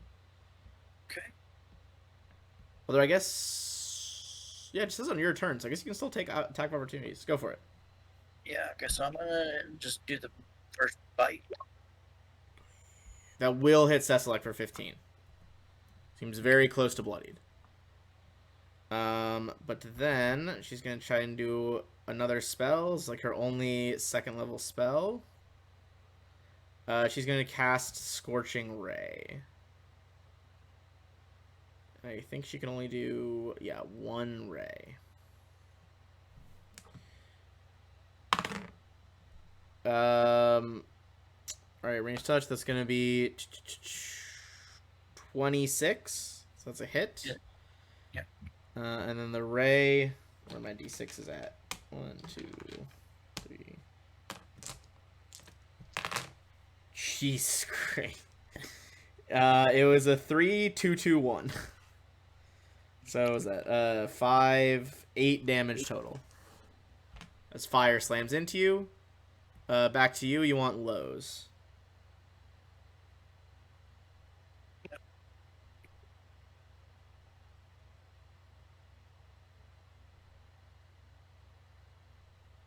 All right, you're still good. I am going to go for Cheektooth.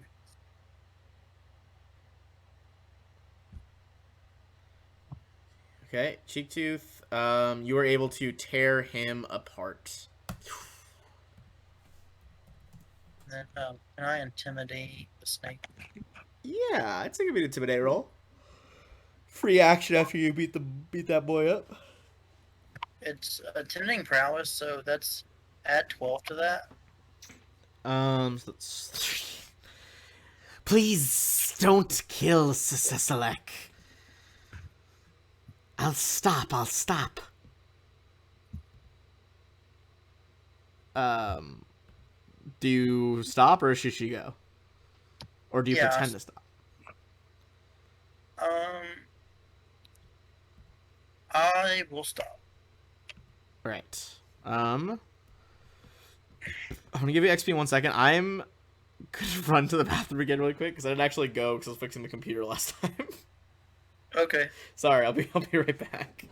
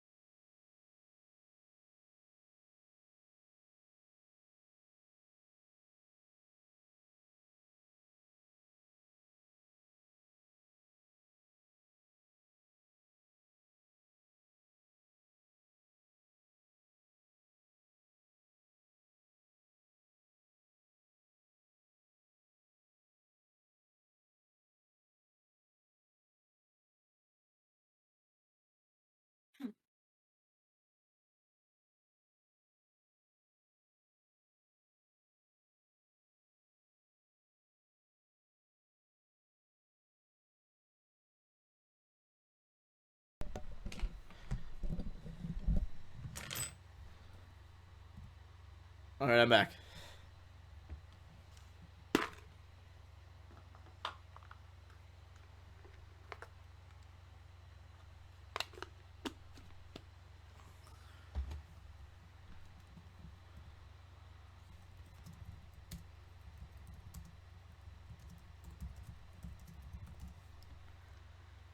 Boom, boom, boom.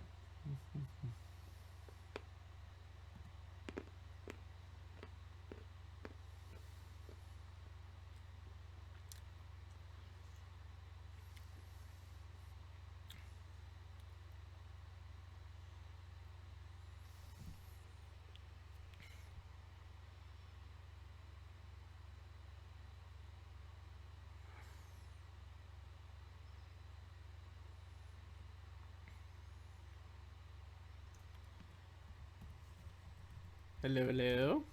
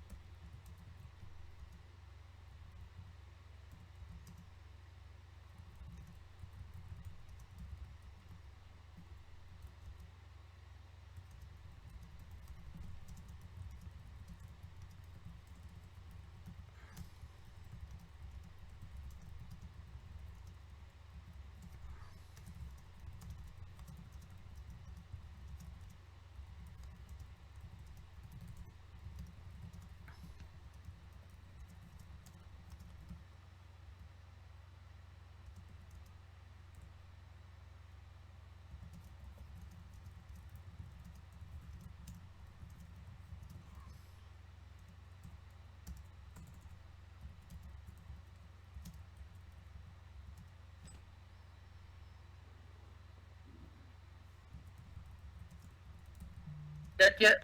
Yeah, I'm here. Might be dead. Oh my god. I think Domino's is trying to kill me. I feel that. Holy Except it's shit. everything ever. What? It's just everything ever.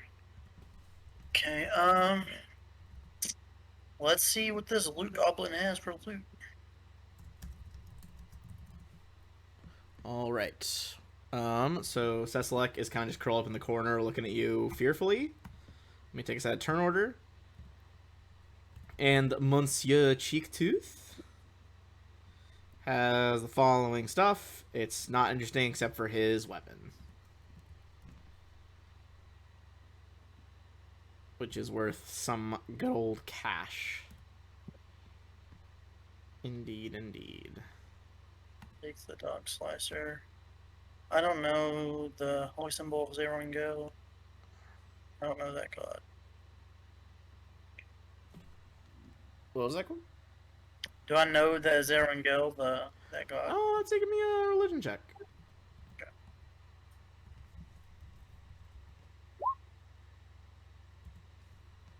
Um, I mean, I don't think you know any details. You know it's some fucking weird goblin deity. You know, they're fucking bizarre. Yeah. Alright, try. Probably wouldn't have a lot of use outside of like a goblin.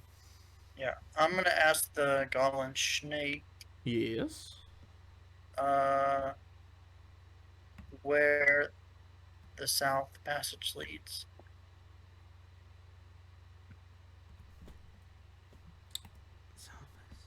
Okay.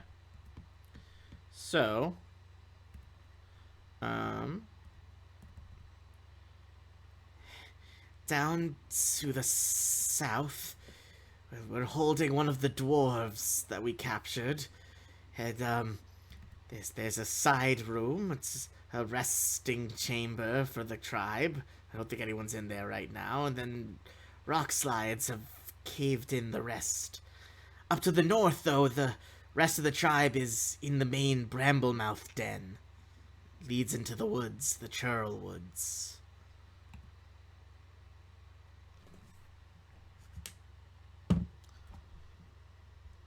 So leads back outside to the top.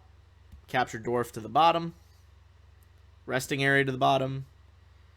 Everything else is kind of just collapsed. Down to the south.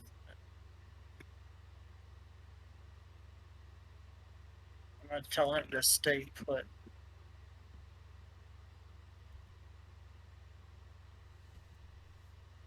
All right. She's of course I won't move.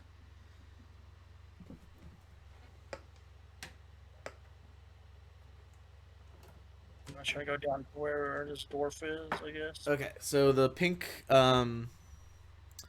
this is the it's like a curtain, so you can pull that aside pretty easily. That's the resting chamber. Yeah.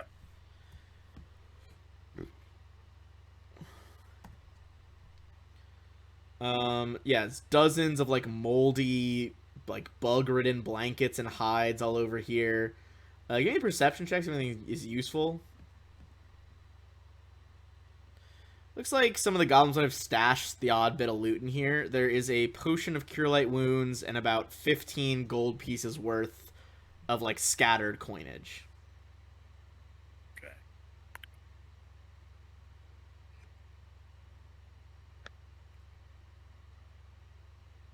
I'll just drink the potion immediately. Okay. Be a D8 plus 2.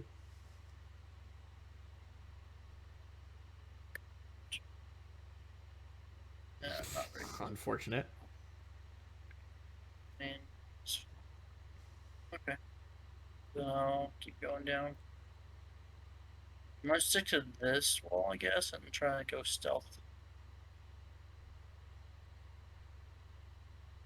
Not very stealth, apparently. Alright, not extremely stealthy. Since you make noise, you actually hear something like, hey, someone out there, come on, at least bring us some food. I'm gonna step around the corner then. You see, there are a pair of dwarves, very haggard looking, slumped on against the wall, their arms stretched over their heads in manacles. See nothing on my layer, so unless you're invisible. And they, no, they're it's not loading them, right? But you would know, you'd heard rumors that there was like a missing group of dwarves out here. I'm gonna throw them some rations while I attempt to set to free them. Hell yeah. I'd say you can take a time, free both of them. Yeah, I'm gonna ask them if they know how to use this. I'm gonna pull out the wand that I have. I could use that. I'm a cleric. Go ahead. Yeah, he'll hit you with a charge. Yeah, use it on me, and then obviously themselves as well. Okay, they'll use one of the charges on you, get you to full, and then do the math. I'm just gonna call it 2 more charges on each of them. Okay. That's 6 charges total, so 23 charges left. Mm-hmm. Okay. And then I'm gonna ask them if they're the only survivors. Aye, there was 2 more of us, but the goblins they weren't as kind to that lot. I'm gonna tell them I came in through a different entrance. There are goblins guarding the entrance to the den, but to fight our way out. Are any of you handy with a weapon? The one in the more golden armor, he's like, that's the cleric one. He's like, I'm all right with a weapon. The other, look, I'm Togus. This is Kagi Shalestep. Kagi's more of a craftsman, but I'm ready for war. And they both have armor on, or He's got like a breastplate and it's like some shoulder pads on. This guy's just got like he has like a chain shirt, but you can tell it's just for safety. He looks like more of a not even like a blacksmith, just like someone who makes like very fine metalworking. Like not even that ripped or anything. I'm gonna hand him the cold art dagger that I have. The one that's not wearing the armor, yeah, he takes the dagger. Yeah, and then can he? I don't know if we have a blunt weapon for the cleric. I can ask him if he knows how if he can use this. I'm gonna show him the dog slicer. It's not exactly my favorite weapon, but I'll use it. I was like, I got this, and I got some more daggers. It's up to you. He takes it and he's like, sees the command word on the side, lights it on fire. He's like, I'll use this instead of a dagger. All right, let's go make war, and I'm gonna head north. All right, Lothalia.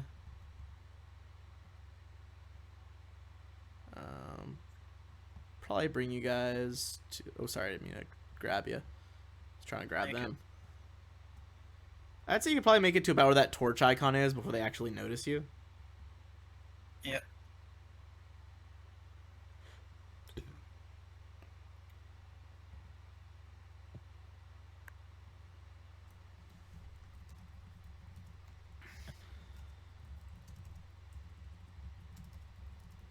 Keep moving forward, I guess.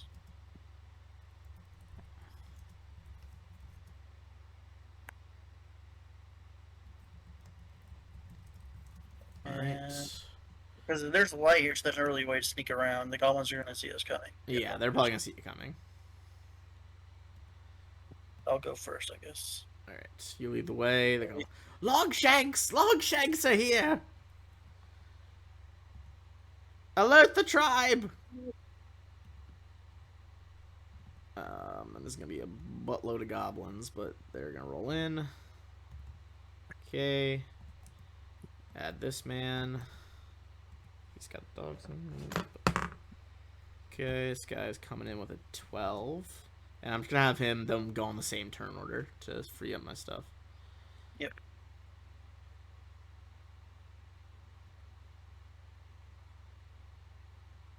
Alright. Cool.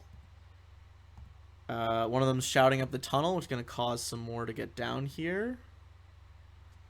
Let me see. 5, 10, 15, 20, 25, 30. 35. Got 25 more.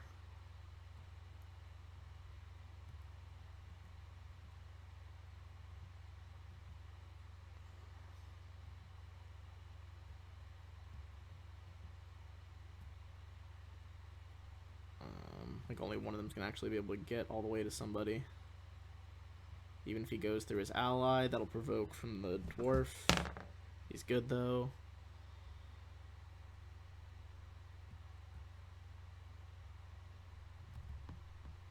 Sorry, I'm bringing down a lot of boys. It'll take me a hot second. I don't know, you're good. And then they'll should be about right behind, one farther back. Okay. You can tell there's like a whole swarm of them pouring into the tunnels. But only one's gonna get to act. I'd say they see Chief Cheektooth's blood coming out from under the door. Like, kill them all for the chief! I'll be the new chief! Like, shut up! I'll be the new chief! One of them's gonna make a swing with his little short sword against you, and you parry it away easily. Now it is your turn.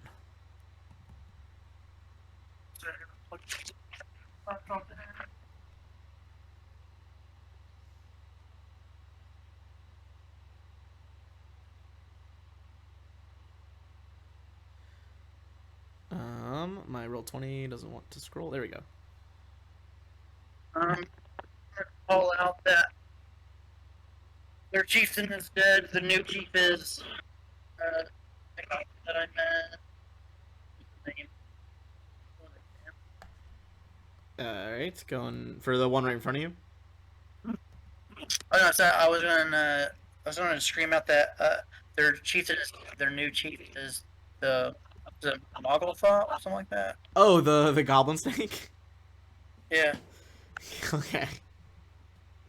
He's the new chief. Alright, give me, Are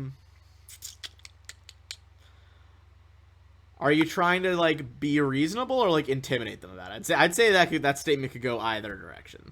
I'm gonna intimidate with it. Alright, go for it. Go for a roll. That intimidating prowess up in there.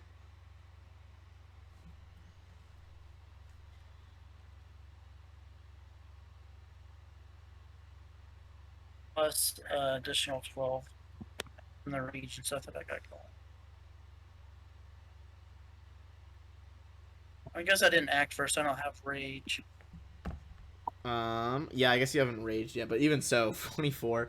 I'm gonna say probably gets about half of them. How many we got here? 1, 2, 3, 4, 5, 6, 7, 8, 9. I'm gonna say, gonna go every other goblin with 4 of them. Everyone who has a heart agrees that the goblin snake should be the new leader, and the others all yell at each other as they begin to infight. Like the goblin snake? Yeah.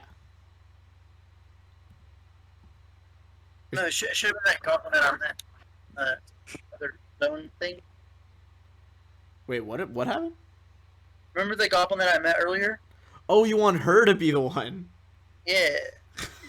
Okay. You want Munkle? Yes. Okay. Well, either so, they'll like, you're right, Munkle's alive. Oh my, she must be so magically powerful to have survived being eaten by the world. 1, 2, 3. Okay, that's one too many goblins. One of them's like, shut up, I hate Munkle. She's so annoying when she's around the fire. You shut up, Munkle's our ruler now. And they all start like fighting each other. I'd say you can still take a move action if you want though, or a bonus action. Yeah. I'm gonna try to move past. I'll move past them. Be an acrobatics. I'd say acrobatics. Like, your allies will let you through, but the goblins, some of them will try to stop you. 21. Oh, that definitely clears their CMD. You're good. Yeah, that clears at +4, too, so you can just vault. You can vault right the fuck over them. Yeah. So that's what I'm moving. And then, do I have an attack or no? The intimidate. So I'd say the intimidate is probably the action in this case. okay. Yes. Okay.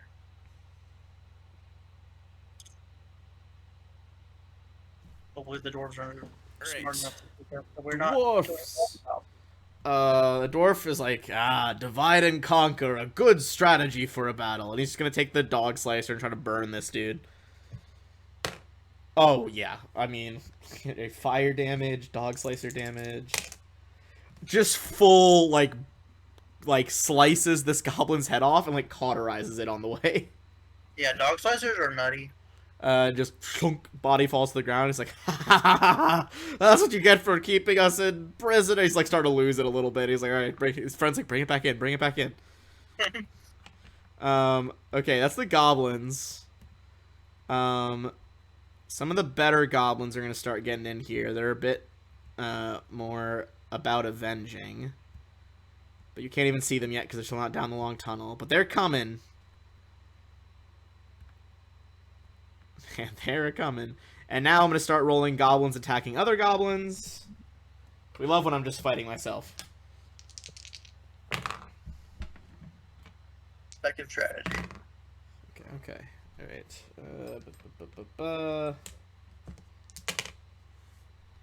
Okay. Loyalist goblin kills non-loyalist goblin at the mouth of the tunnel. I'm going to put him in all the chief cheek tooth down here as like a graveyard so I can add them all up at the end. Then a non-loyalist to Grunkle goblin kills a loyalist goblin. And then the next two miss each other. And now we're down to the guys down here. One's going to try to stab the dwarf. One's going to try to stab Iridil. The loyalist one's going to try to stab the one stabbing Iridil. Okay. Alright, one on the dwarf. Hit. For 4 damage. One on Iridil. Potential crit. I'm positive a 12 does not confirm. No. You take 4 damage, though. And then the loyalist one... the loyalist one crits his friend. Grunkle for life, and it just stabs this one through the side. All right, you'll love to see it. All right, back to you. Okay, so that goblin to the left, he's the one that he died with the dog slicer, right? He's the one with what? This one's the one that died to the dog slicer. The flaming. No, that. Oh, I thought I already. No, I think I already dragged him, or did I not drag him? That's my bad. I didn't see in the inner graveyard. You only have the one we just killed. Loyalist. Okay, yes, there should be one more. So yeah, that was the one that went down. So there's just one loyalist guy near you. 30 feet of movement. I don't see anything, so I'll move again. The sander.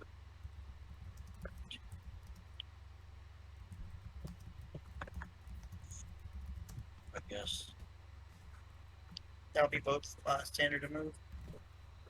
My swift action is I'm going to channel the spirit and rage still. No, I cannot because I'm out of soul form. Out of juice. Yeah, I can go into bear form. Nope, can't you do that? I can't do none of those. All right. In that case, dwarf time. Yep. All right, the dwarves do be slow,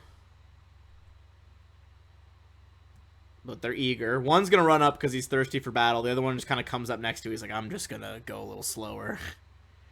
Slow and steady. Actually, he doesn't have that much speed. He'd be back here. The one that ran up had a double moves. Can't do it, so it's gonna be the regular goblins. Which means, okay, coming in, coming in, coming in. Okay, you see some different goblins start coming in. Couple of these boys. I expect the goblin to like a ghillie suit. It's fucking so good. I love that he's like a dagger clutched in his mouth. And then you see this one, like, Night Eye, this way! This would appear to be Night Eye.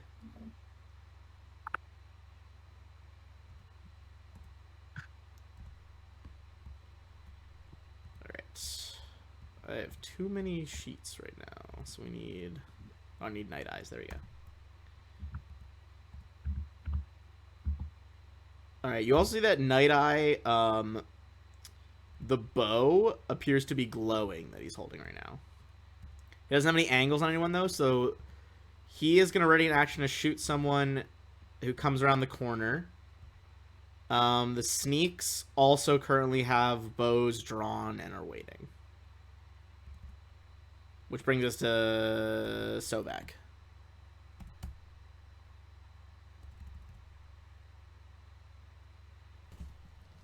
What's your move?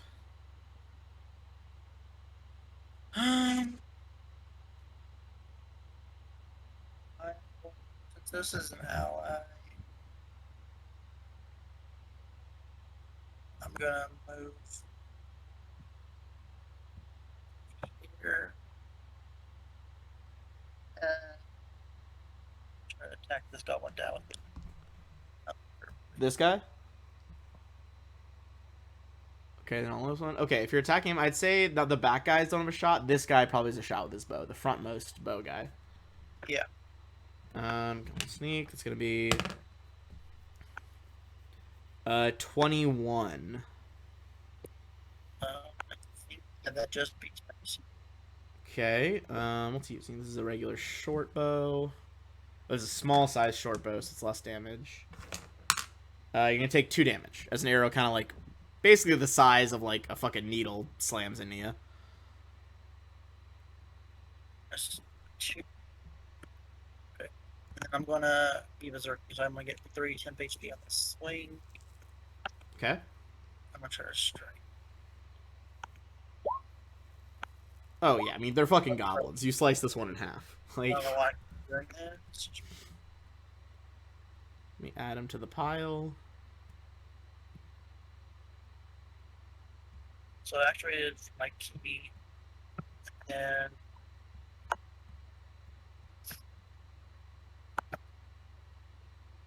What do you do afterwards? Are you just saying you're like adding up your stuff right now? yeah. So I put the some HP up, and then I moved over, so I did that. In this reflection, I gave myself a key. Uh, I am going to attempt to put a protection from arrows potion on my next turn. Okay, sounds good. But that So that's it. yep. All right, that's our dwarf. He gonna kind of have to zigzag around, but he's gonna get involved. He's gonna swing that dog slicer over at. Let's see. Does not connect though.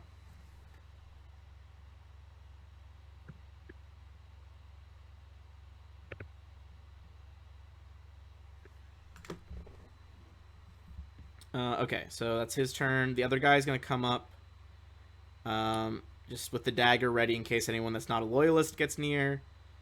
Goblins.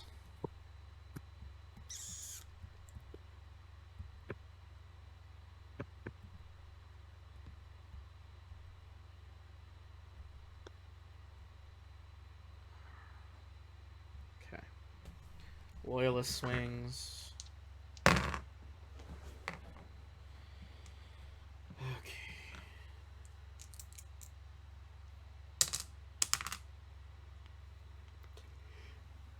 Okay, this one and this one working together managed to stab simultaneously and finish off the one in the middle.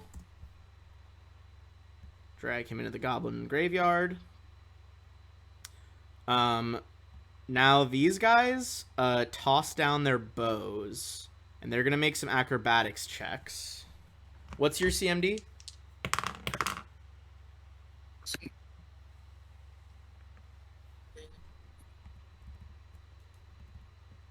What's up? You got really 29. quiet. So.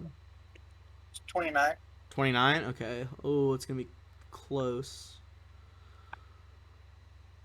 Okay, they're not going through you, so they'll be able to get by you. But you get an op attack on that first one. And if you can kill him, no flanking, so. Did you use 16? Oh my god. They have exactly 16, so he's disabled. Which you can't do with the mod, so I'll put him at 1. But he'll take one last action before he goes unconscious. Him and his friend are gonna work together with their. Looks like they have some like masterwork, or you see they have like masterwork dog slicers and a dog slicer in each hand. But they both move, so they're only gonna make one attack. Hopefully they get some sneak attack off here. Okay, with flanking, the one that's about to like die from blood loss gets a 23, and the other one gets a 16. I have uncanny dodge. All right, that'll have it, right?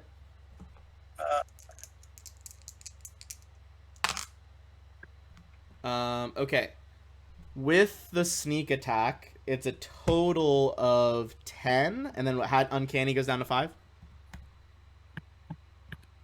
I'm trying to remember. I gotta go to the road page. And as he like stabs you, collapses to the ground, he's like, "Idiots! The Longshanks are tricking you. We should be avenging Cheek Tooth." I can still be flanked, so yeah. It doesn't have any of the sneak attack. I get full sneak attack. Oh, gotcha. So Then it just removes the sneak attack. So that would be. No. It doesn't remove sneak attack at all. Oh, okay. So it's full damage. Oh, it's full. Okay, then it was 10 that I was having to 5, so just regular 10. And this guy fucking goofed it. Next is Night Eye, like the sniper looking one. She is gonna just try to shoot at the dwarf here. With some glowing arrows.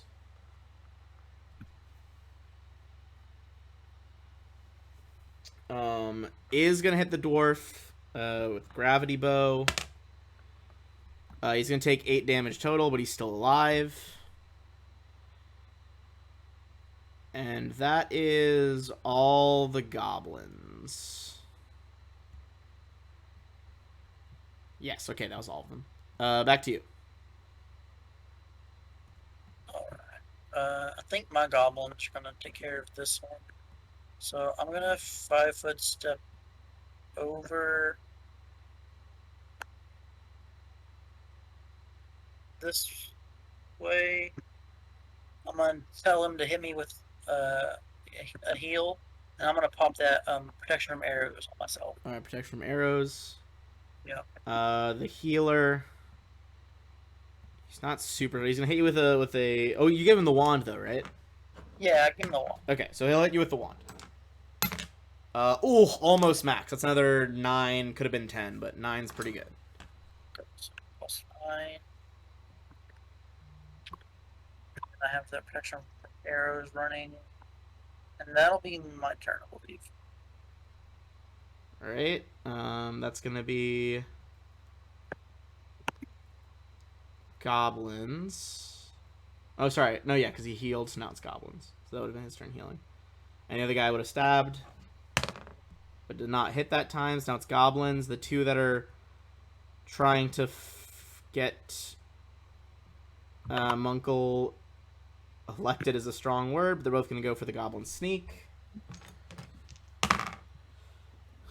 Moving into flanking. 2 hits for 3 damage total on the sneak. Other one, Loyalist, gonna go up to Night Eye. Gonna miss Night Eye. Now for the other guys, Night Eye's gonna 5 foot step back and shoot that goblin. Gravity bow straight through the head. So I'll add him to the graveyard. And then the sneak next to you, he's going to 5 foot step to try to ignore the goblins and go for a regular stab on you, no flanking. But you deflect it off of the side of your curved blade. Back to you. I try to end this goblin. Oh my god, that was so unnecessary. He had 13 left, so the 35 is almost triple his health. You just, like, the cut starts at his top right shoulder, ends at his left hip, and just, like, cuts him in half diagonally. So we got our sneak down. This boy is gonna just fucking bum rush Night Eye with the flaming sword. Oh yeah, sorry, take your movement. Oh, actually, would you want to have gotten there? He can not block it off. That's as far as I can go, I think. I don't Okay. have 40 movement speed. Then he'll move up there and try to take a swing, and then there's not a tunnel on the map, but there is room behind him, if that makes sense. So Yeah. All right. Lost my train of thought. Which dice? This dice does not hit Night Eye. So back to the goblins.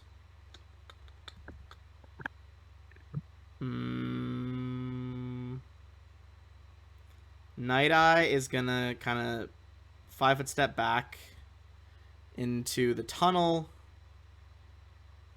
Can I just remove that part of the block?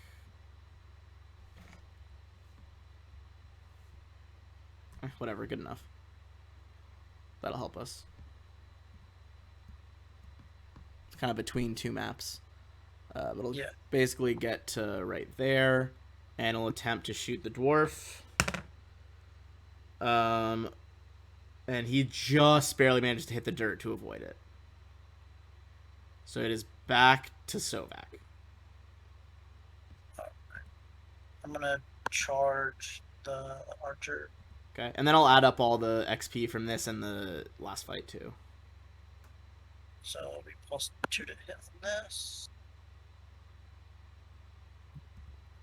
Okay, that does hit for 16. Night Eye is still up though, albeit extremely injured.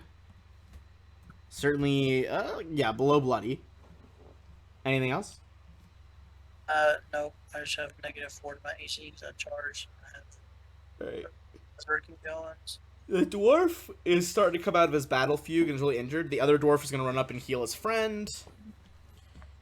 for 6. That's pretty good. It'll be the goblin again.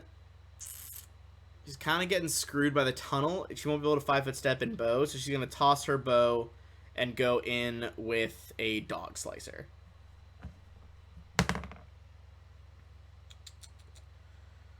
Oh. Okay. Potential crit, but not a crit. I'm using my goblin dice, which I always forget the skull is a 20 and not a nat 1, because it feels like it should be a nat 1. These are the official Paizo goblin dice. But yes, that is a regular hit with the dog slicer. Plus 2, 4 damage. And then it is back to you, which we'll see if you finish off Night Eye's remaining health, and then we'll add up XP.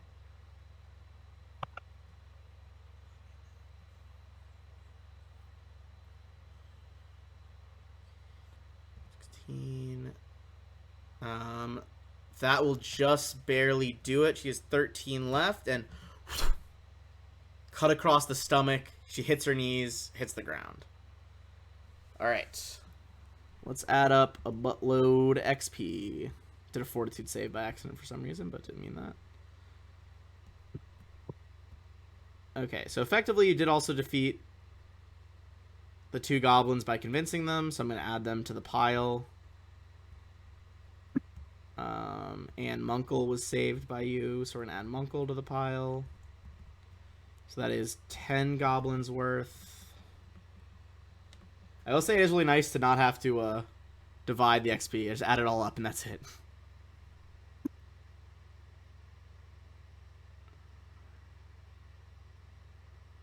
Okay. And then we got Night Eye. Then we got 2 sneaks. Then we have Cecilek.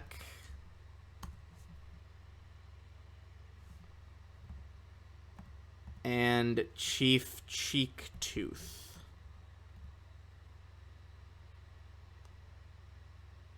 Okay, you're gonna get 4,350 XP.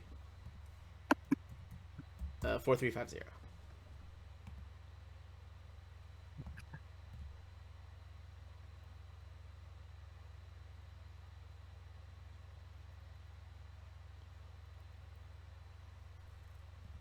How close are you to a level up? I'm at 11,200.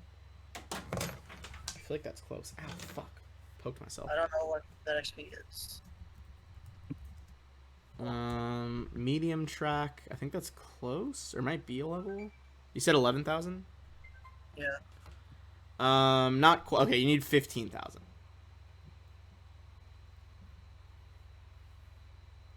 So 4,000 away.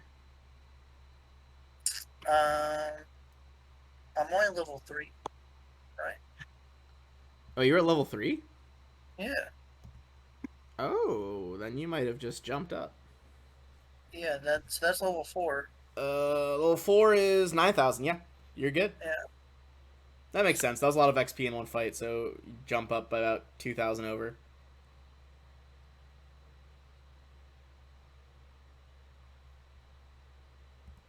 Second most part of experience, though, killing things is the loots. Alrighty, let's loot through them. I'll tell you right now, regular goblins collectively will have about 25 gold pieces. And then, in terms of stuff that might actually be worth selling, the sneaks each have a masterwork dog slicer, which is like 150 if you sell it. They didn't use a bunch of it because they needed to just attack. But you find in one of their satchels, looks like they meant to go, they usually go patrolling in a pair, and one of them was carrying the satchel of supplies that they took.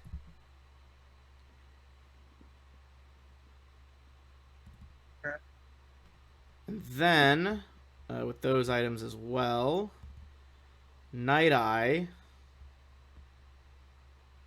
has the following, and in a fucking eye slot, which you might actually be able to use. It's like my second favorite eye slot item. Yeah, it's really fucking good.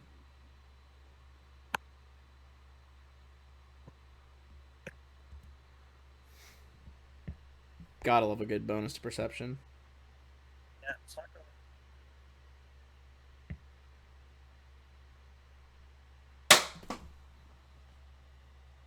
What the fuck was that?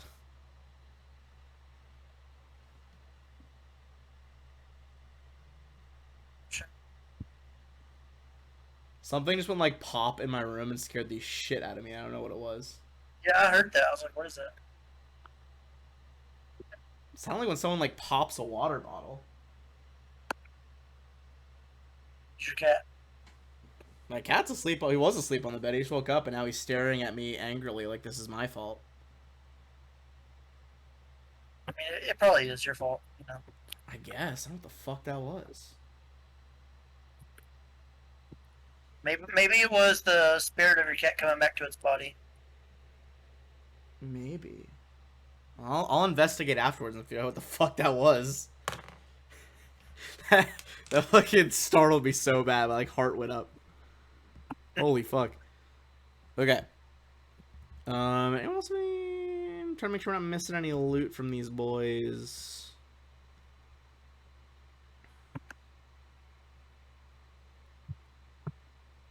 No, that's about okay. Now there's no fighting or freeing doors or anything. You'll be able to search through all the chambers at the back. You'll be able to find. I'm gonna say take 20 and find Cheek Tooth's stash. Yeah, I would definitely do that. I know goblins hide shit. So he's got a bunch of precious stones and actual gold bars worth these amounts. Okay. I'll barter with the dwarves, and I know they like stones and gold. They're like, if we had any gold left, we'd buy them, but we don't. Um, you can write me an IOU. Okay. Copy that. It's like if you're offering gems, we'll take them. Where might I, or how might I go about collecting on this? He's like, we'll be in Magnamar in about a week or so. We'll be there for a while if you can find us. They have a Bank of Abadar there, so we should be able to fill up our coffers again.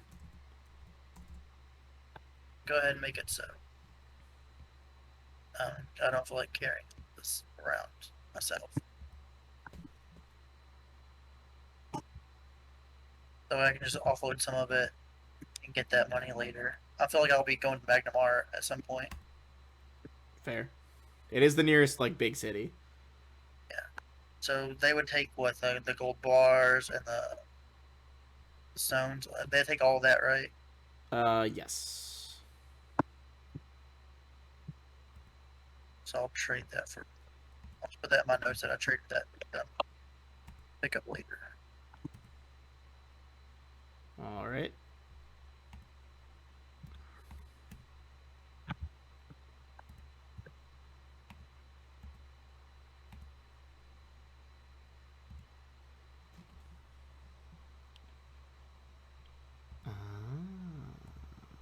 Okay. So the entrance is clear now, right, for them? Or are we not even to the entrance yet? You're almost to the entrance. I'm gonna bring you over there.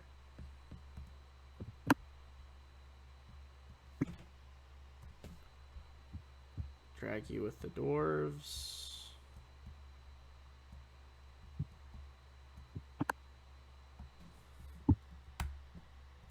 Over this way.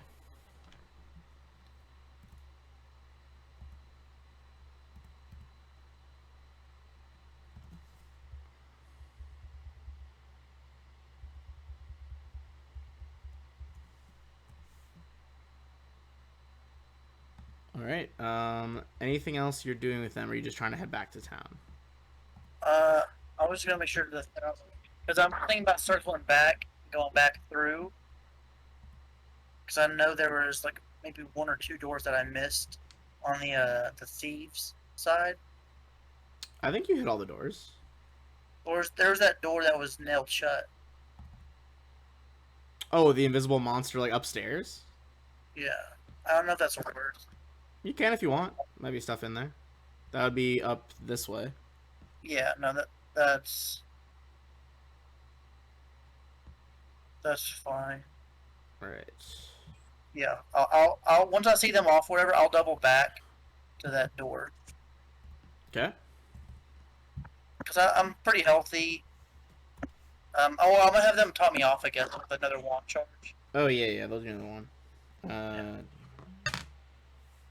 They'll hit you with 2 because that was only 3, Okay. and then they do a max one after that for 10.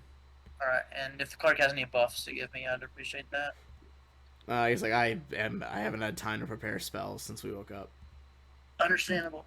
May the gods go with you. May the gods go with you as well. Uh, then I can roll my HP, right? Yeah, you can roll it if you want. Hey. Oh damn! Hell yeah! Hell yeah! I get that 12. Oh yeah, I'm at 36 HP. Okay. No, I'll take that. And then I'm gonna try to open this door, I guess. All right. It would be a strength check because there's so much like boards nailed over it. Yeah.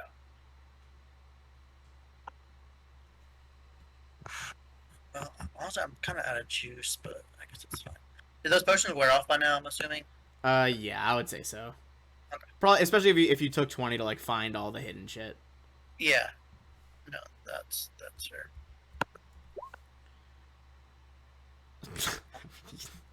Struggle a little bit. I mean, you can take 10 if you want. It just takes you a while to pull them off. Yeah. Tell you what I'm gonna do. Actually, I'm gonna go upstairs. I'm gonna try to talk to Lullaby and tell her that I'm gonna investigate this door in the morning. But in exchange for that, I did clear out the goblins. You're like asking permission to go in there? Yeah, I told her that I cleared out the goblins. But I want to go in here after I rest. Oh, that seems fair to me. Okay. I have a whole. Yeah, she'll let you rest upstairs.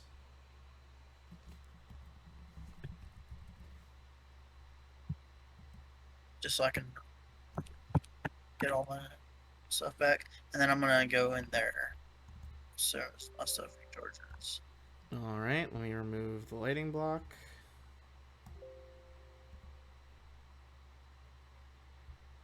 Okay, that was weird.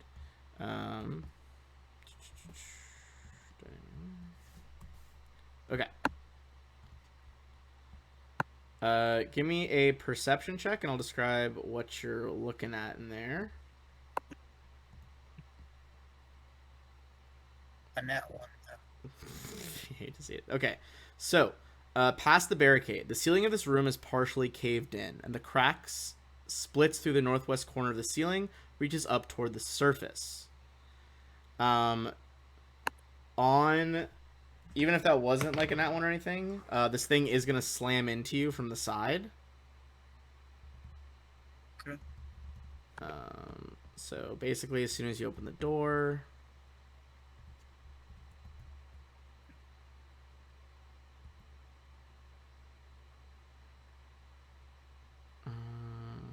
Okay. So you do see the creature briefly appear.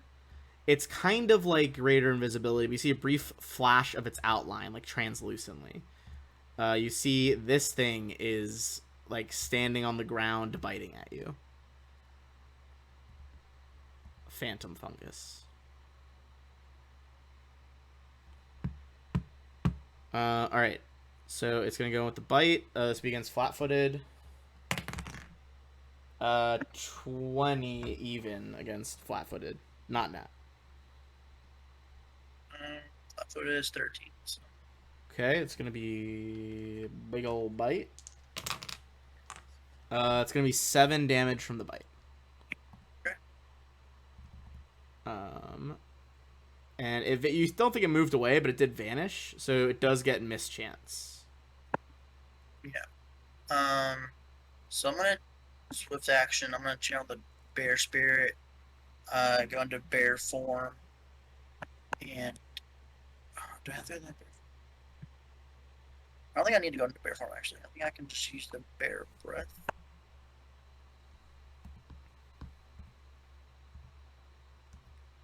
I don't know. Yeah. So while channeling it,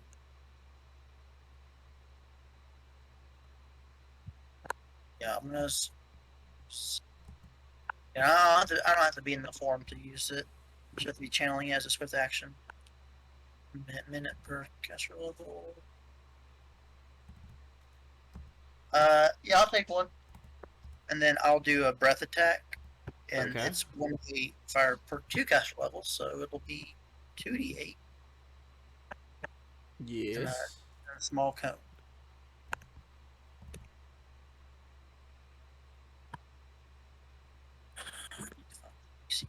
Reflexes half. Alright, reflex. Let's see.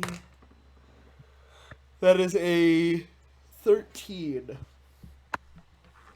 Which I believe fails. Caster. And how much damage is this? So the DC is minimum 15. So Yeah, it definitely fails. it'll be 2d8. So we'll 2d8, 13. Oof, this thing looks a lot rougher as you burn and scorch it. You see it briefly outline appear again. You trying to 5-foot step anywhere or just stay there? Yeah, I'm gonna try to 5-foot step inside the door. Alright. Cool, cool, cool, cool. You see its outline is going to appear again above you. And it's going to go in for another bite.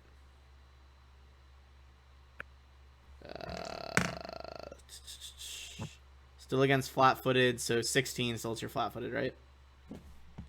Yeah, I thought it was 13. It does 8 again this time. I think that's what it did last time, too. And then it is back to you. I'm gonna 5-foot step back, and I'm gonna take that potion of fire breathing. Nice, okay. Is it a? Is it a? It's action to take potion and an action to use it, right? I'll allow it. I'll usually say, like, you Oh only wait, no. 5-foot stepped, I There's guess. alchemist fire actually, right? So Oh, yeah, you got some alchemist fires. yeah, I'll use the alchemist fire. Yeah, I think to hit the right square, you want, I think it's like AC 5 or something to hit the proper square, and then it's random if you miss. Yeah, so it's range touch. Yeah, it's hard to miss just a 5-foot square. Yeah, you're good. So go ahead and roll damage with Alchemist Fire. Oh.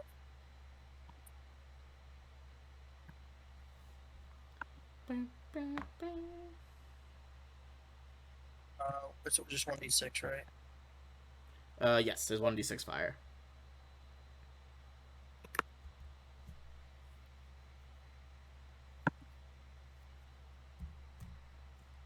Nice. Okay, it's you see it again. It looks like a bunch of its patches when it appears are just like burnt and mangled.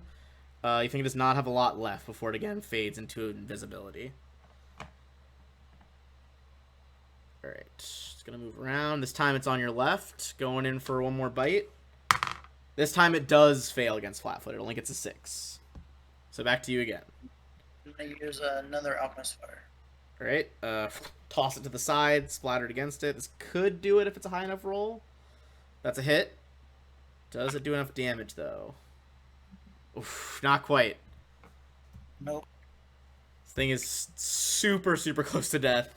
It's gonna try one more time to bite you. Didn't even move this time. Still to your left. Yep. Again, it's a miss though. 12. Extremely close. I need to roll my breath again So it recharges in 4 rounds, so 3 rounds to go. You All say right. it missed again? It missed, yeah. Okay, I'm gonna use a third Alchemist Fire. So give me 4. Yep. That's a hit in the same square. A burst of greenish red fire fills that area, and the creature appears and then dies in a burst of flame.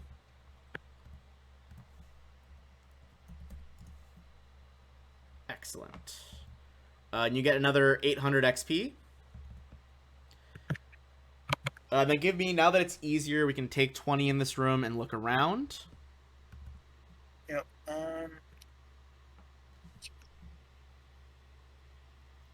41.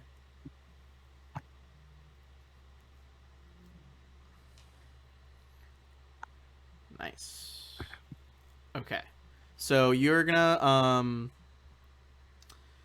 you find a small metal lockbox that is also invisible, but you can break it open pretty easily. The metal's pretty rusted. And inside, it's got a bunch of stuff. That's what I like to hear. It's got a lesser empowered meta magic. It's got diamond dust. It's got platinum. It's got a bunch of scrolls in a scroll tube containing daylight, dispel magic, fireball, glitter dust, lightning bolt, mage armor, pyrotechnist, scorching ray, shatter, shout, and unseen servant.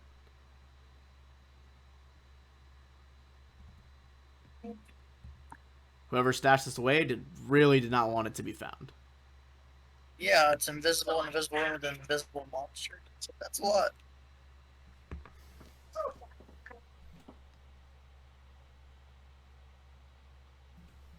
Hell yeah. Alright. So the next move would be to go back to town with those. The problem is the Order of Resplendent still has a Barricade, even though you have the gauntlets. Town is not quite safe. Although I don't think we'd be able to do that next encounter today, and I gotta go in like 10 minutes anyway, so it's pretty good wrap up. Yeah. Normally I go at 45 to make sure I can get to the preschool before they close. Oh yeah, not a problem at all. Alright, and then you'll... I'm excited to see how you do once you enter the manor where all the crazy Order of Resplendence people are. Yeah. It's gonna be something.